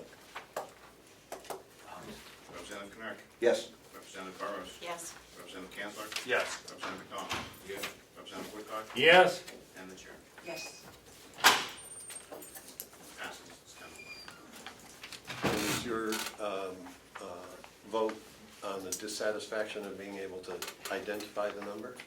My satisfaction has not changed over the years. I still do not know how they're coming to that number, and I think it's irresponsible to vote for something that you don't know where it's, how it's being appropriated. I'll wait till you do that. Thank you for that. 10 years. Do you have, does he have any, do you have anything else? Do you have No. any- So, May I just ask, what then do we have left, just so we do know what we're facing? let's do that, yes, you can tell me. There's a couple. I know we have Representative Marsh's subcommittee left. And that's Multitude. multitude, yeah. That's Did we do regional appropriations, multi-one? Multi-one also. No. Regional appropriations, I'm sorry. Yeah, unfortunately, I think we did regional last time because we had UNH here. yeah, we did UNH at least. Yeah, we did UNH. Yeah, it's on this budget, I don't So see they're that. done? We did it. Last time we did we were going sequentially through, and we got through page 3 the previous time, and which got us to the attorney, which we now have done. County facilities we haven't done yet. Yes. Obviously there if you want to do that. Yes. No, I have things to do tonight, I'd really like to get out if I can. Okay. I don't mind doing it Monday. Will you be here Monday? I will. Okay, good. I know one of the times we looked My at. daughter's we were not birthday gonna tonight, and I'm already Yes, late. let's A go. lot of us have canceled on trips. Bring some cake, Holly brought nothing. Regional appropriations was one that we had a couple issues with, and I think it went back to multi-two. There were some questions. That should be one. Always thank you. Regional appropriations. Thank you very much. Congratulations. Did we do the questions? No, I don't. No, you sent them back.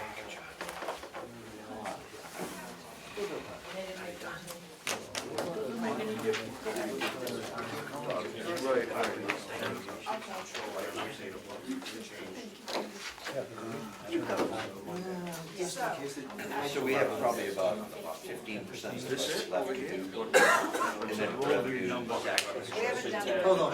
Are you going to do revenues tonight? No, Go home.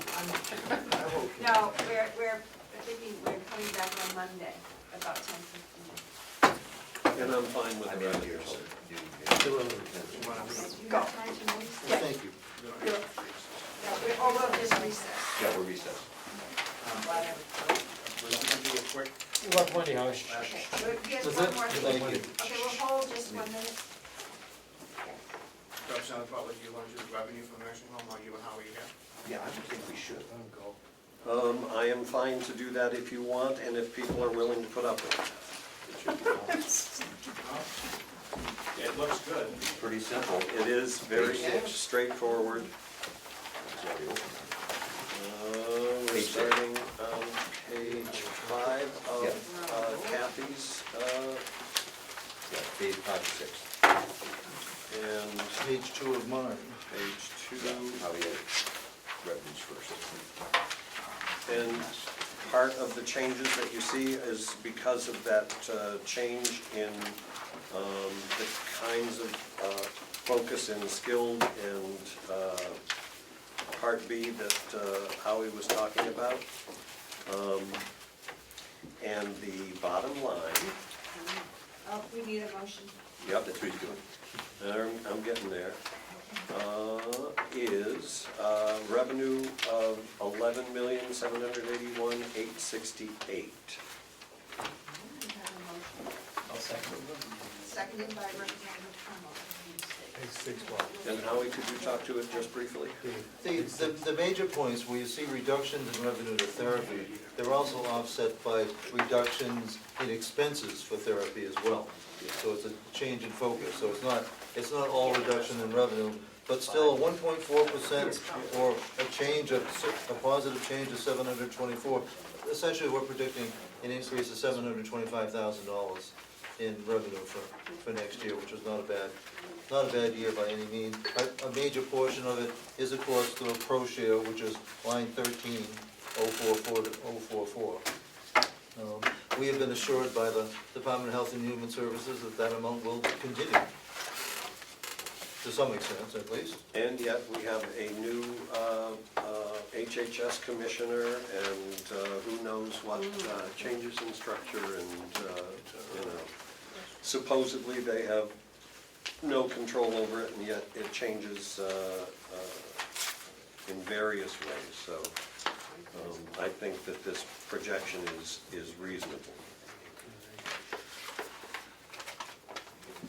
We have not heard the final numbers on 13. No, and they can't, and they won't. It's somewhat ambiguous. The new commissioner is Laurie Chivinet. One thing that gives us confidence is that she's the former administrator of Merrimack County Home, so she understands county and she understands the importance of Prochet to the counties. So I think she's gonna be our advocate in that regard, but she has her hands tied by what she gets from Washington. By the current. Are there any questions or any further comments? Then let's call the vote.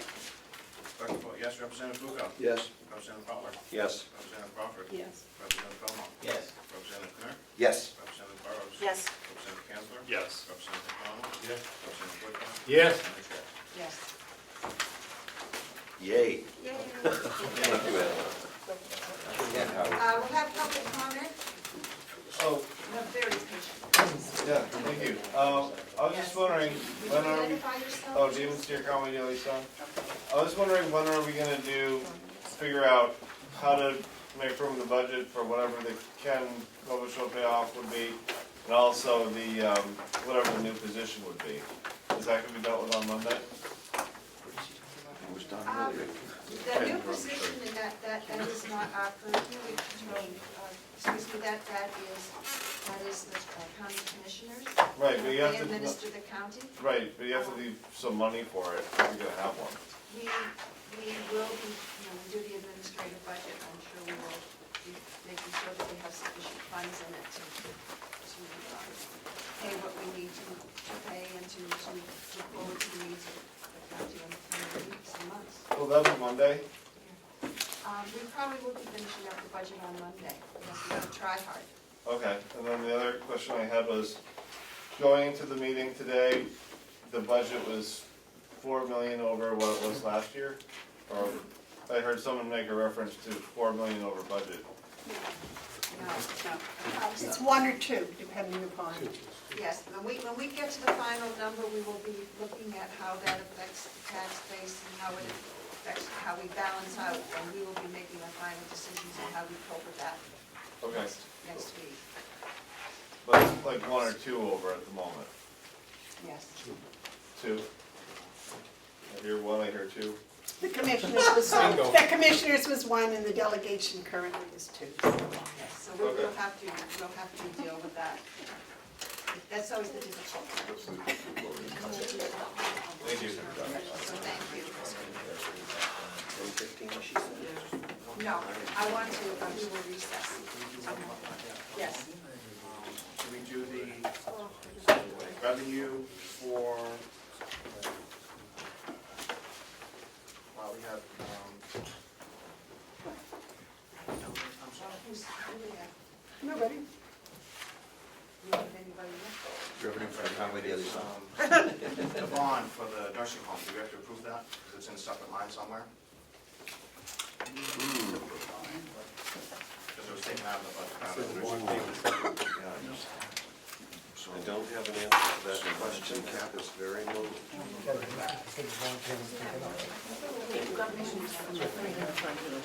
No, that was the interest, the bond thing. The bond principal's in here too. It's still just got moved from the 300 Page to 100. 15. Both. Yes. Interest principal. There's the 100, I don't know if 200 is a federal. Long-term Interest expense? It's on page 15. What? Are you sorry, interest expense? Tom may have it. Interest? Is that your committee? Long-term Oh, debt. no. No, he's just We fine. didn't review it, but It's in multi-2, Ed. I thought it was still nursing home, my apologies. got it. Okay. We have it on the attorney, thank you. Okay, so you're gonna we'll wait until we do them all together. Thank you. So we will, recess until Monday at 10:15. Same time, same place.